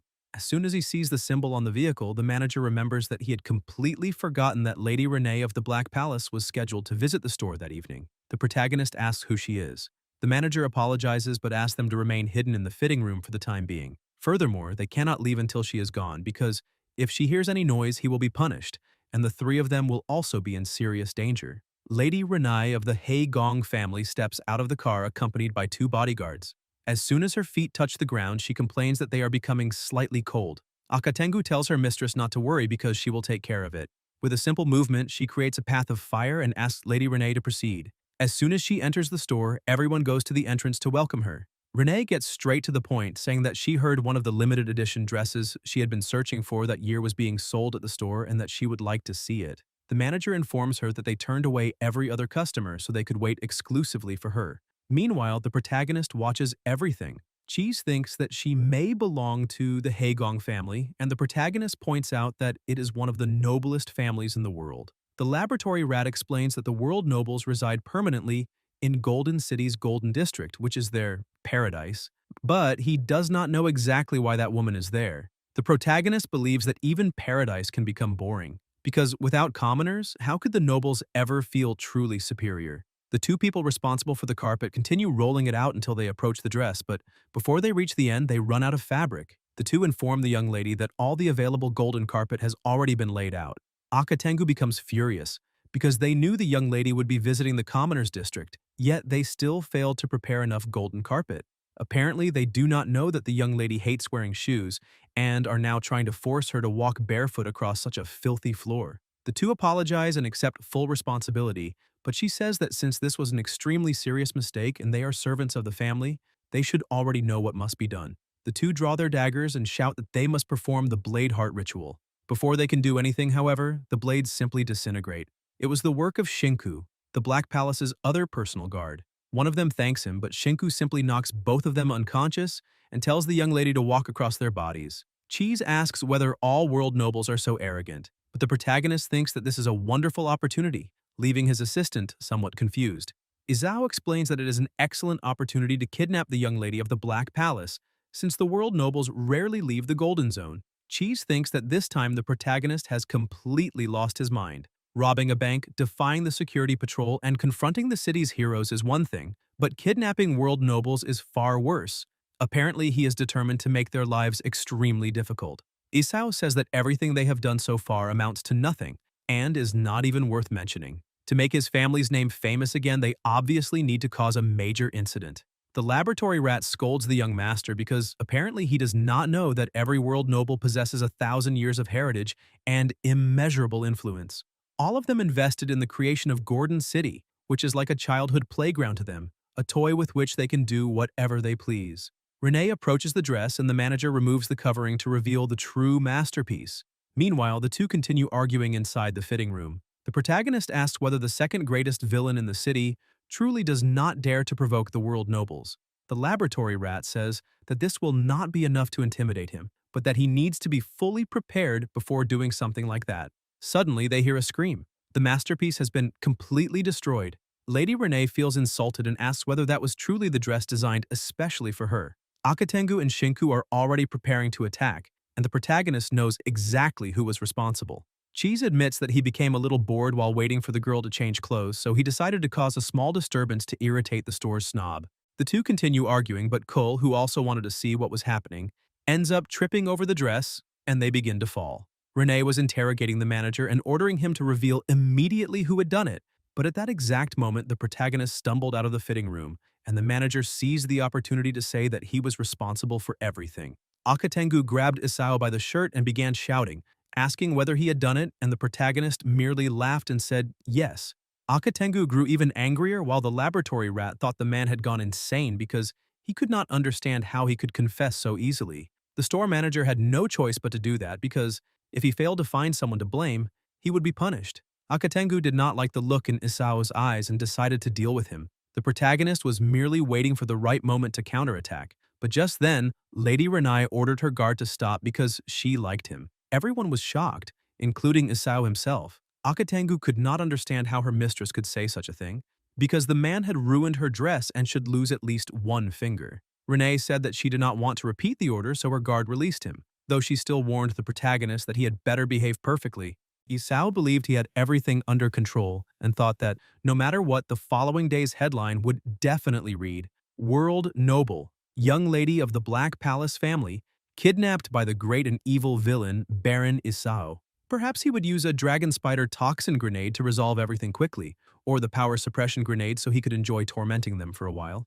Renee moved a little closer and said that she knew his identity and understood what he intended to do because, from the moment she entered the store, he had been harboring extremely dangerous thoughts. The three of them were surprised, thinking that the young lady had noticed their presence. She moved even closer and said that she believed the protagonist was merely an intern at Golden Elegance who was dissatisfied with being nothing more than a commoner. After learning from the manager that the young lady of the Black Palace would visit the establishment that night, he had meticulously altered the dress and staged the incident. so that he could appear before her and attract her attention. He had probably done all of that to gain entry into her family. Isao felt somewhat relieved when he realized that she had understood absolutely nothing about what was happening. Lady Renee continued believing that she was correct, although his motives were impure. Considering his courage in risking his life to attract her attention, she had decided to give him an opportunity. If the protagonist knelt and kissed her feet, she might make an exception and allow him to become her servant. Jealous, Akatengu could not believe that the young lady would allow some random man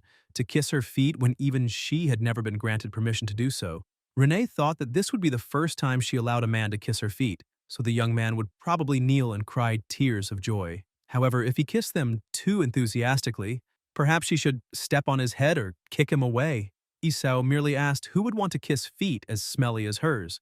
Once again, everyone was shocked, unable to believe what he had just said. The protagonist continued saying that her family was so wealthy that he could not understand why she did not wear shoes. Walking barefoot like that would make her feet sweat and smell bad. Furthermore, she might have some kind of fungal infection from remaining barefoot for so long. Cheese thought that the idiot was only adding fuel to the fire. Renee became so furious that she began crying and shouted that her feet were sprayed with perfume every day, so they did not smell. She tried to slap the protagonist, but that was also part of his plan because the moment she attempted to strike him, he would pull her close and throw the power suppression grenade, completing the kidnapping. Before he could make any move, however, Kul appeared and grabbed her hand because no one was allowed to strike her man. She had moved so quickly that not even the laboratory rat noticed when she emerged. Akatengu drew her sword, but Kul sensed her intention to attack and merely fixed her gaze on the blade. Akatengu ordered the woman to release the young lady's arm immediately. The protagonist became worried because this was not part of his plan. Kul continued merely watching while holding Renai's arm. Lady Renai told Akatengu to sheathe her blade, but her guard refused because the girl had tried to attack her. Renee explained that she had not been attacked at all because the girl's intention was to protect the young man standing behind her. Isao realized that she had already discovered the relationship between them. Renee shouted that she liked the girl as well and wanted to keep her. Akatengu became embarrassed and asked the young lady what she had been reading lately. The manager could no longer understand anything that was happening. Renee received no response and thought that the girl was extremely arrogant and might already have made advances toward the young man. She observed Kul carefully and concluded that she was probably not a commoner because of her behavior and clothing. However, it did not matter which noble family she belonged to, because once Renee of the Black Palace set her mind on something, she never gave up easily. She asked what price she would have to pay to obtain what she wanted, but the protagonist intervened, saying that her family would be the ones to determine the amount. Lady Renee became slightly confused and the protagonist explained. Putting on his mask, he declared that everyone had been kidnapped by Golden City's #1 villain, the genius alchemist of the Persirad family, Baron Isao. Akatengu realized his intention and shouted for the young lady to move away, but it was already too late. The protagonist detonated his grenade, leaving the two guards unable to react because both of them had lost their strength. And it was not only their strength that had disappeared, the young lady had also been taken. A few minutes later, they were flying and the laboratory rat announced that their carefree days were officially over. Isao told his assistant not to worry so much because he had released the improved third-generation hippocampal neuron disruption agent. The substance caused severe memory distortions in anyone who inhaled it. By then, the two guards should already have been mentally confused. Shinku asked whether a frail, white-haired boy had just kidnapped the young lady. Akatengu thought her partner was losing his mind because it had not been a frail, white-haired boy, but a chubby, freckled, blonde young man. The two continued arguing about it while Lady Renee was already tied up inside the protagonist's base. As soon as she awakened, Isao welcomed her to the greatest base belonging to Golden City's greatest villains, the Nightmare Nest, and introduced himself as the genius descendant of the great Persirad family of alchemists, Baron Isao. Cheese congratulated the young lady because, tragically, she had just become a hostage of the supreme evil villains. The two began laughing, but Kul suddenly appeared behind them and started laughing as well, startling them. They began scolding her because the protagonist had ordered her to remain in the bedroom. So why had she left again without permission? The laboratory rat thought that she had ruined the entire sinister atmosphere they had worked so hard to create. Meanwhile, Renee removes the gag from her mouth with her tongue and mocks the two of them, saying that they call themselves the greatest villains in Golden City, yet they cannot even gag a hostage properly. Hearing this, Cheese panics and whispers to Isao that their professionalism as villains has just been mercilessly trampled underfoot. The protagonist, however, cuts him off and reminds him that Cheese was the one who put the gag on her, so he should not drag Isao into it. Cheese immediately retorts that by that logic, Isao is also to blame, since he was the one who tied her hands and feet. At that moment, they realize that Renee has already freed herself completely and is sitting there as though nothing happened. Isao becomes furious and asks whether that idiot simply stood there watching while she escaped from the ropes. Cheese defends himself, saying that she finished freeing herself while he was talking. When the two look at the chair again, they realize that Renee has already disappeared from it and, without either of them noticing, has moved to the sofa, opened a bag of snacks, and begun eating calmly. Izao approaches and tells the girl to understand her position as a hostage, warning that if she continues causing trouble, he will make her experience the true terror of alchemy. Renee asks whether it can be more frightening than the Kuroya family's private punishments, and when Izao asks for examples, she explains that there is the layered crushing pit, in which the condemned person is trapped at the bottom of a cross-shaped hole and several thin iron plates are placed over their body. At first, they feel almost nothing, but as more plates are added, all their bones and organs are slowly crushed. Another punishment is the flaming helmet of agony, in which an almost molten iron helmet is placed over the victim's shaved head. The best of all, however, would be the 12 centipede nests. 12 small holes are opened in the condemned person's body, and centipedes are raised inside them, allowing the victim to watch their own body become a nest in which the creatures lay their eggs. After hearing all of that, Cheese begins coughing nervously and asks, purely hypothetically, whether they could return Renai, say that everything was a misunderstanding, and avoid having the Kuroya family use those punishments on them. Isao becomes outraged and asks whether he has become some kind of charity for missing children, while Cheese shouts that he was merely mentioning a possibility. Renee tells them not to worry because none of those punishments would be used on the two of them. Cheese is immediately relieved, but she adds that those are among the Kuroya family's lightest punishments, reserved only for minor cases of unauthorized physical contact. The punishments reserved for their situation would be so terrible that they would come to hate even the creator for allowing them to be born into that world. Upon hearing this, Cheese nearly soils himself. Even so, she assures them that she will not allow her family to inflict any of those punishments, and that besides not blaming them for the kidnapping, she is willing to offer them an enormous sum of money provided they accept one condition. When Cheese asks what it is, Renee declares that she wants to join them and become a villain as well, leaving Isao and his assistant completely confused. She explains that she is bored and believes that, by their side, she will be able to commit crimes and have fun. Furthermore, the fact that they created weapons capable of incapacitating Akatengu and Shinku proves that they truly possess skill, so she could become the group's secret financier. To demonstrate that she is serious, Renee shows them a black card from G-Bank, causing Cheese to recoil in shock when he recognizes it as Golden City's highest-tier credit card and asks how such a young girl obtained something of that level. Isao, however, realizes that the proposal cannot be so simple and asks what her other demands are. Renee praises his cleverness and reveals that, besides accepting her into the group, the two of them will have to obey every one of her orders without question. Isao prepares to tell the girl to keep dreaming, but Cheese interrupts him and immediately agrees, promising that both he and Isao will obey the young lady Kuroya. Without wasting any time, the rat asks how much she intends to invest in their crimes and when the money will be transferred, commenting that the very same day seems perfect for closing the deal. Isao is furious that Cheese has abandoned all dignity as a member of the Persirad family and made that decision without his permission. Cheese merely replies that finding someone to finance the group would be excellent, because then they could focus entirely on planning the ultimate crime capable of shaking the whole world.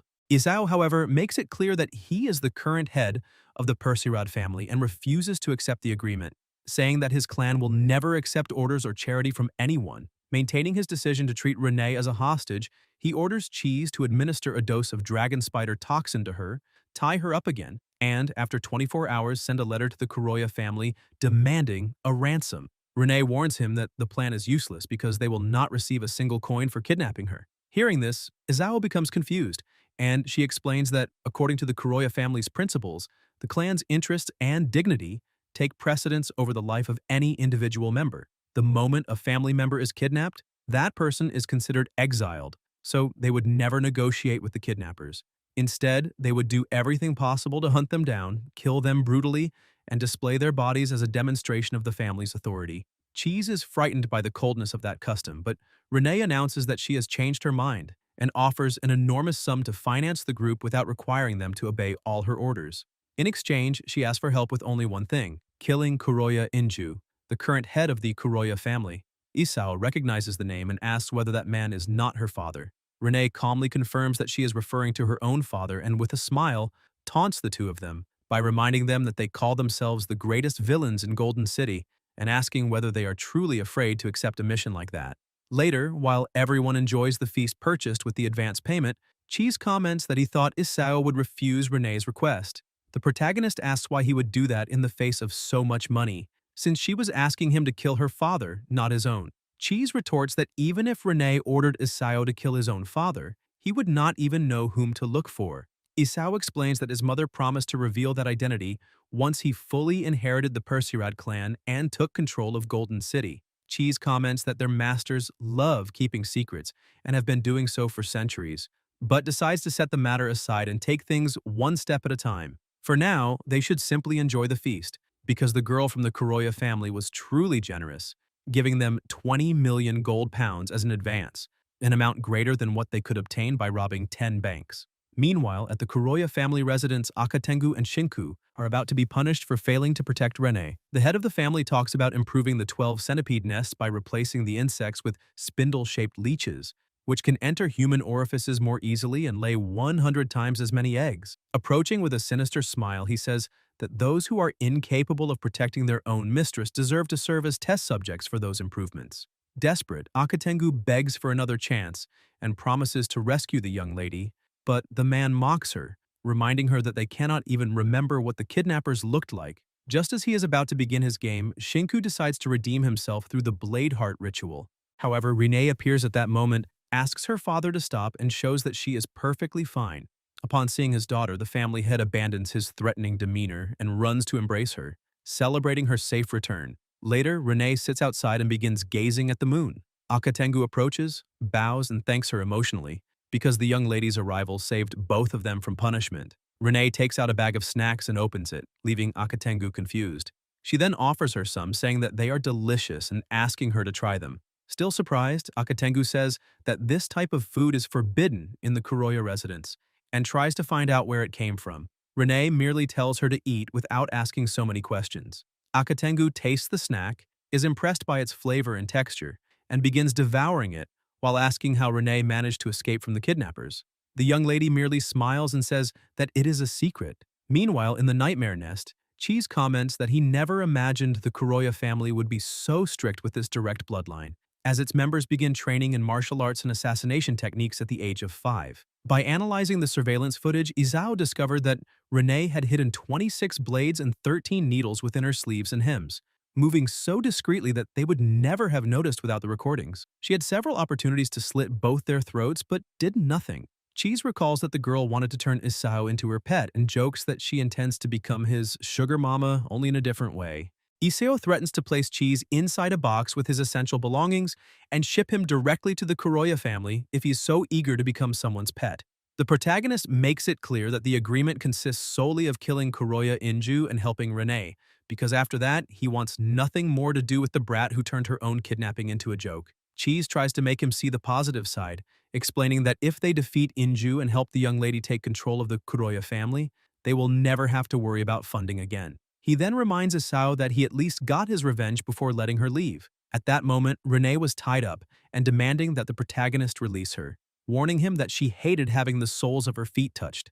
Even so, the protagonist continued tickling her, leaving her flustered. He then revealed that the object was a genetically modified creation made from foxtails and stinging caterpillars, which he had named the butt-itching bug. Isao explained that the creature exponentially increased the sensation of itching on any part of the skin, and that when it touched sensitive areas such as the soles of the feet or the armpits, it made the agony unbearable. As punishment for underestimating Golden City's greatest villains, Isao continued tickling Renee's feet, making the girl scream and writhe for an entire hour. Back in the present, Renee lies down on her bed, swearing that she will never forgive that filthy bastard.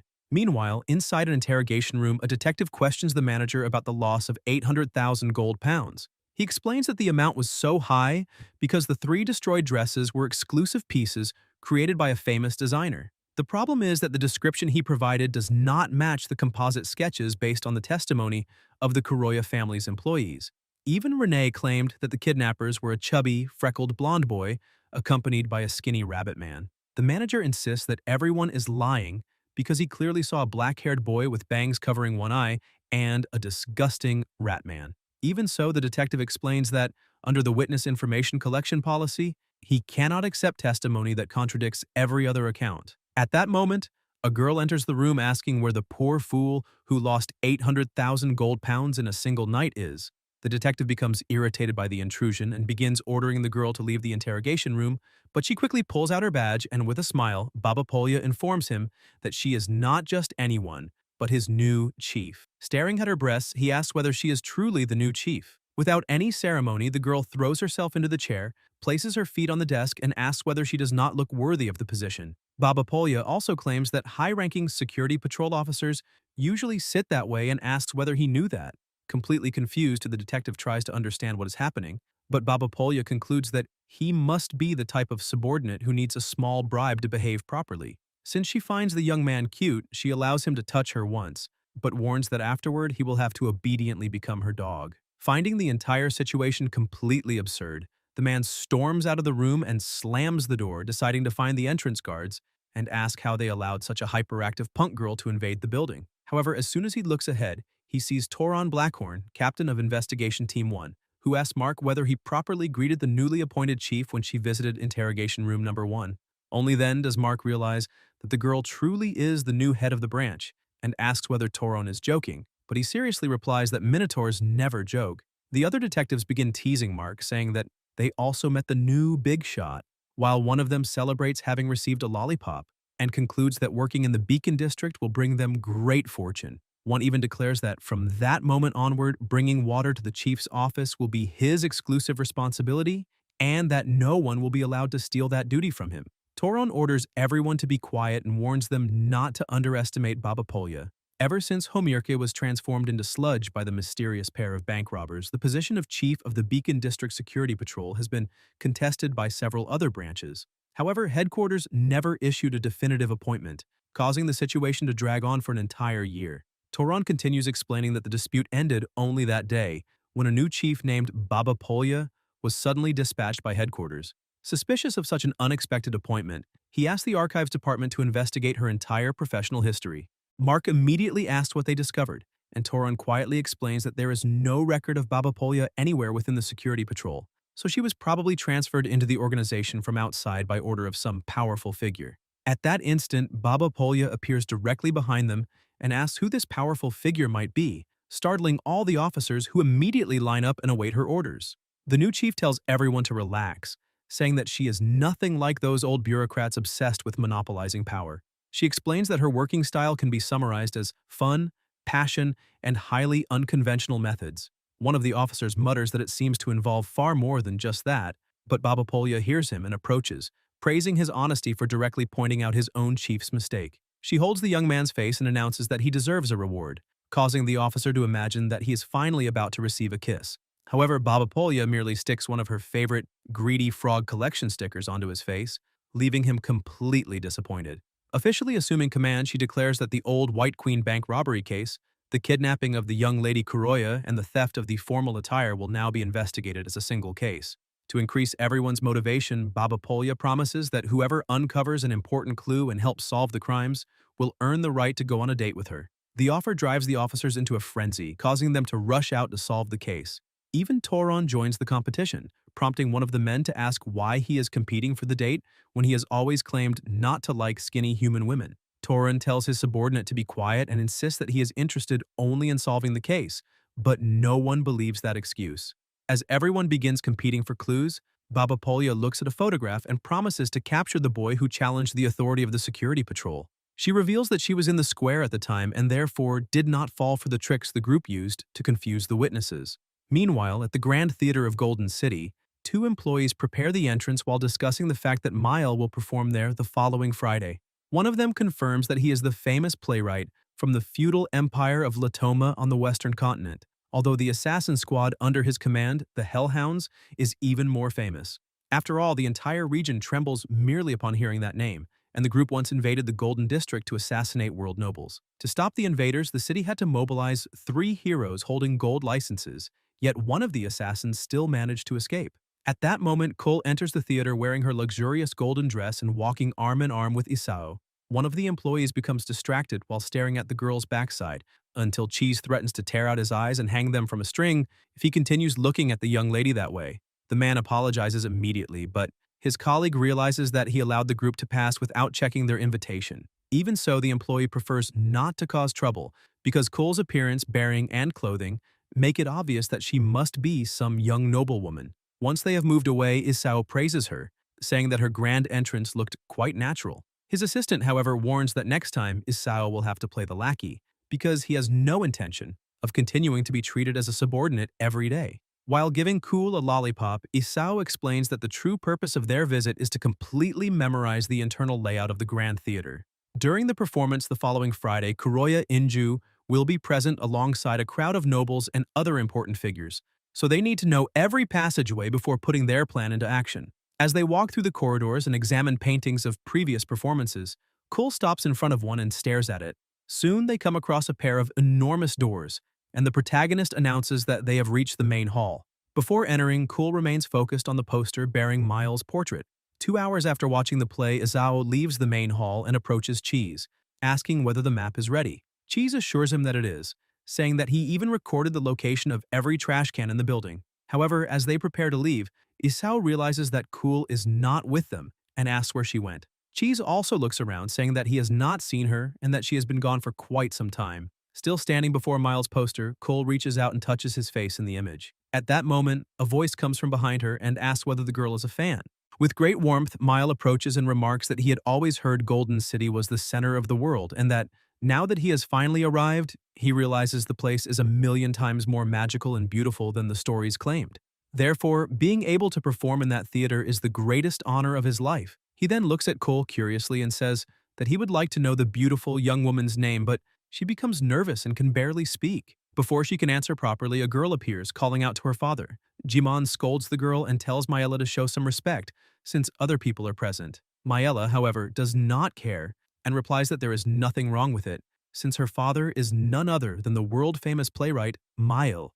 Mile merely diffuses the situation, tells them to let it go, and mentions that the young woman is one of his fans. However, when he looks back, he realizes that she is no longer there. Meanwhile, outside the theater, rain begins pouring down heavily. One of the employees comments that he does not remember seeing any rain in the previous day's forecast, while the other complains that he envies the gentlemen inside, embracing beautiful women and watching plays while they are stuck outside standing guard in the rain. A short while later, upon seeing Cool alone without an umbrella, one of them offers to help her and asks whether she would like to use his umbrella, but she simply ignores him and continues walking. She wanders through the dark and gloomy streets, passing sinister alleys that not even Batman would dare enter. While walking down one of those dark streets, Cole bumps into a hooded man who complains and tells her to be careful because an old man's shoulders cannot withstand such a hard impact. Even so, she ignores him and continues walking until she passes a woman who remarks that her socialite appearance does not suit a dark street like that at all.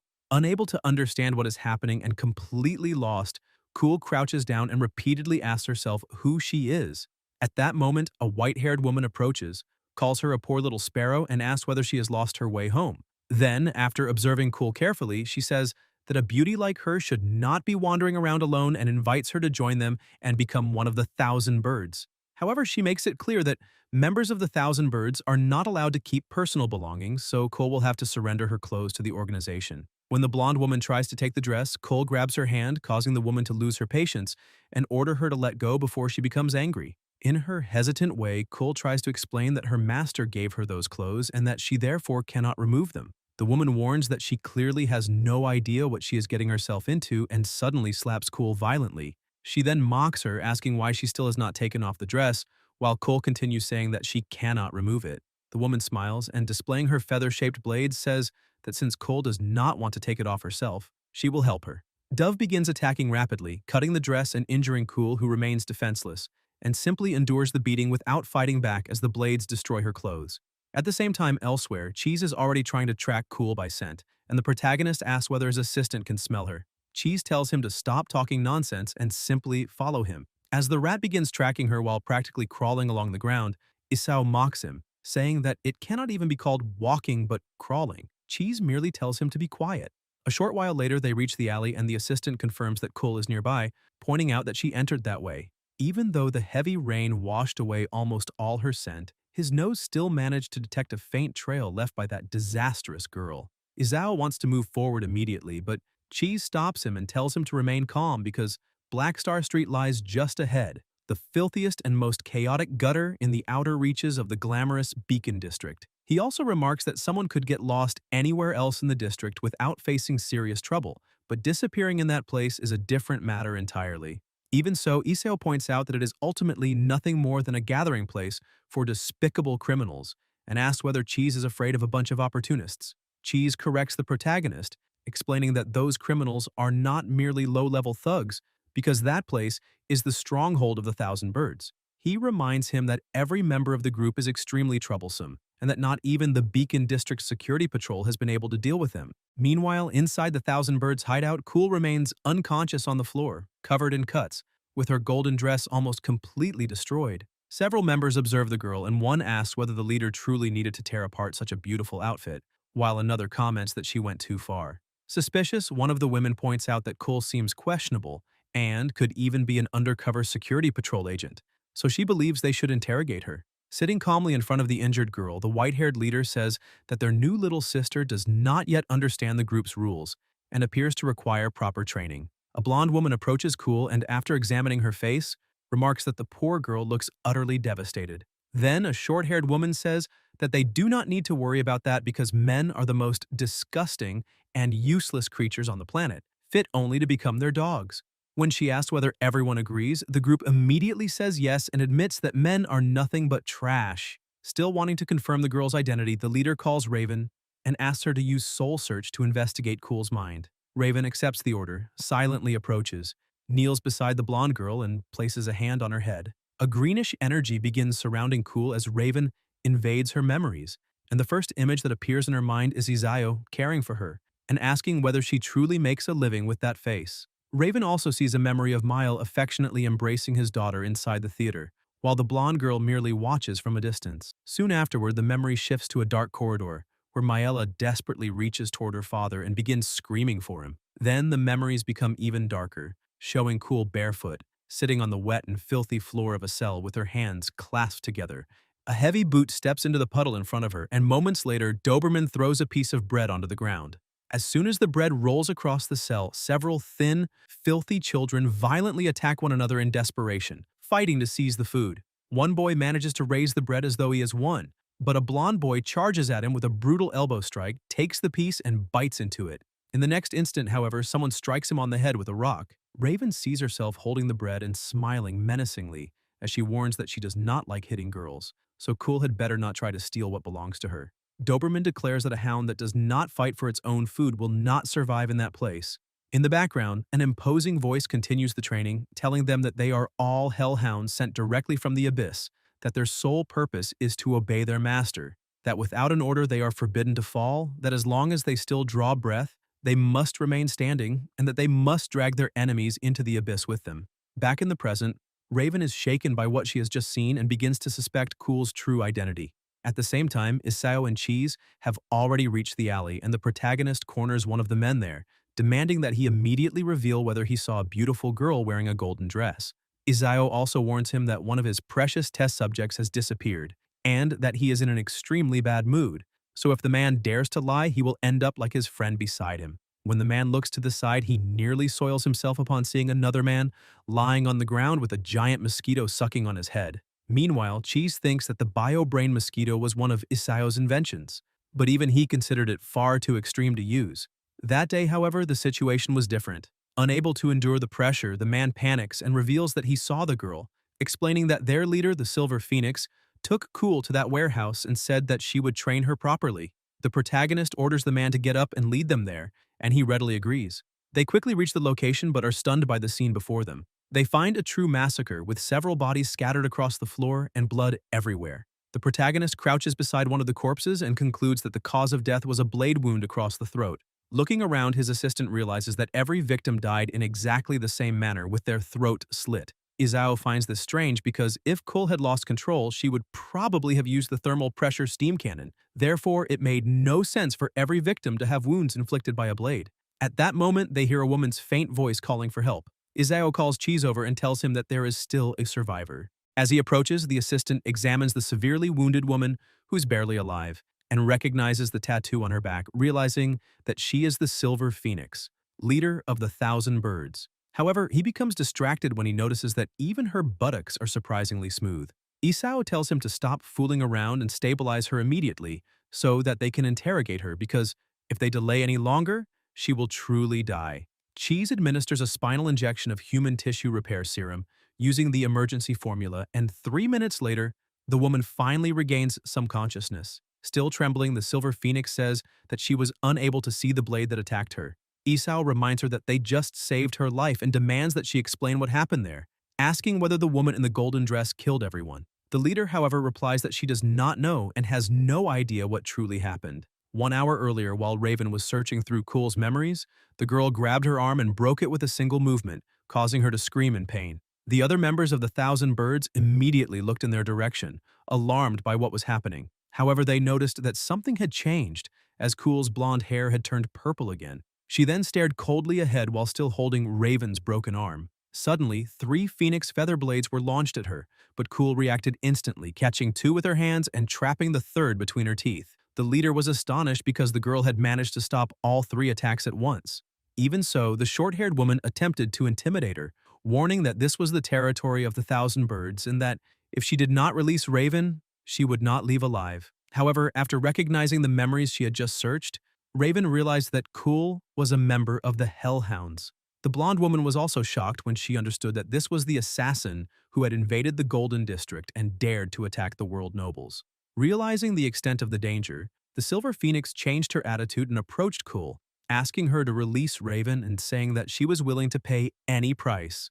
The short-haired woman still believed that the rumors might have been exaggerated and suggested that they all attack together, since they had the advantage in numbers, but the leader ordered her to be quiet immediately. Attempting to prevent a massacre, the Phoenix assured Cool that they would keep her identity secret and tell nothing to the security patrol, since the Thousand Birds cared neither about the officers nor those corrupt world nobles. Cool finally made her demand and ordered the leader to remove her clothes.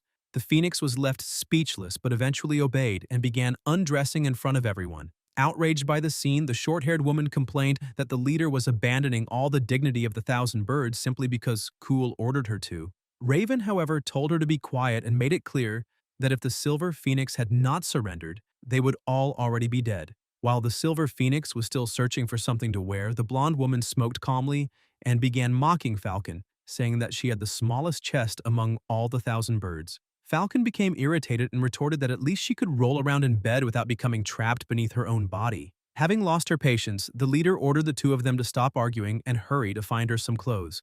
At that moment, Raven commented that she still did not understand why Cool had spared them, because considering the Hellhounds' history, none of them should have survived. A voice hidden in the shadows agreed and said that, according to the assassin's usual methods, they should all already be dead. Falcon noticed the intruder's presence and asked who was there, but Doberman appeared before the group and attacked before they could react. He slit Falcon's throat and she collapsed, bleeding onto the floor, still managing to tell the leader to run before dying. The blonde woman's throat was also cut in the blink of an eye, and the same happened to Raven. Doberman appeared behind the Silver Phoenix and mocked Golden City's underground gangs, saying that they were all pathetic and that killing those women was even easier than crushing a rat from the Latoma Empire. Back in the present, Cheese finally understands that Cool was not responsible for the massacre, but he still finds it strange that such a powerful member of the Hellhounds had previously lost to an old man like the Bullet Knight. Isao, however, is more concerned about something else.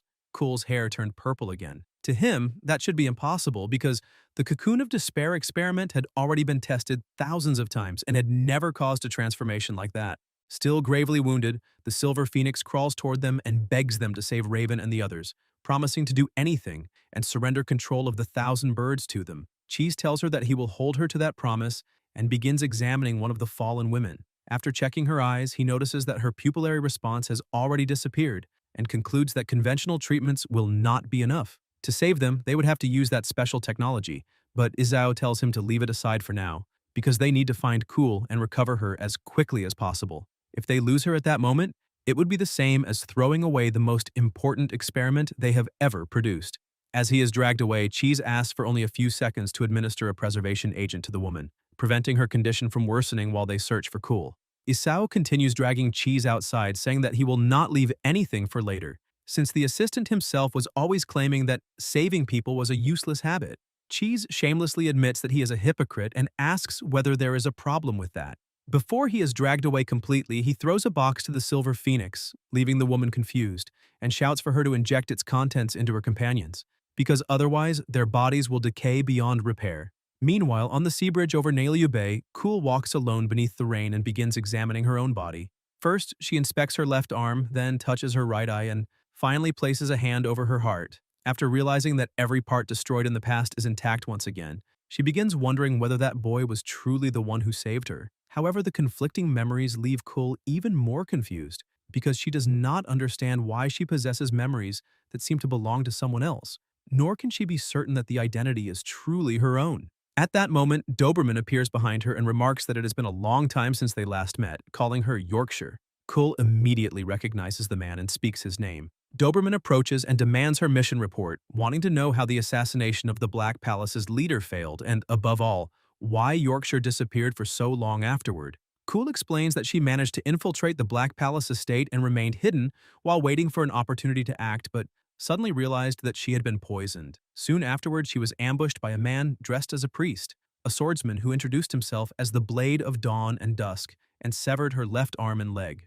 Doberman immediately recognizes the title and explains that the man is the most powerful swordsman of the Divine Mandate Order, known as the Living Law. Furthermore, he possesses a Gold Hero license and ranks 5th among Golden City's heroes. So it is not surprising that Yorkshire was defeated. Even so, what truly puzzles Doberman is seeing her completely restored, since both her arm and leg had been torn off. Cool replies that someone saved her, but she does not know who it was because she remained unconscious throughout the entire process. Doberman decides that it does not matter and makes it clear that as long as she is still breathing, her mission will continue.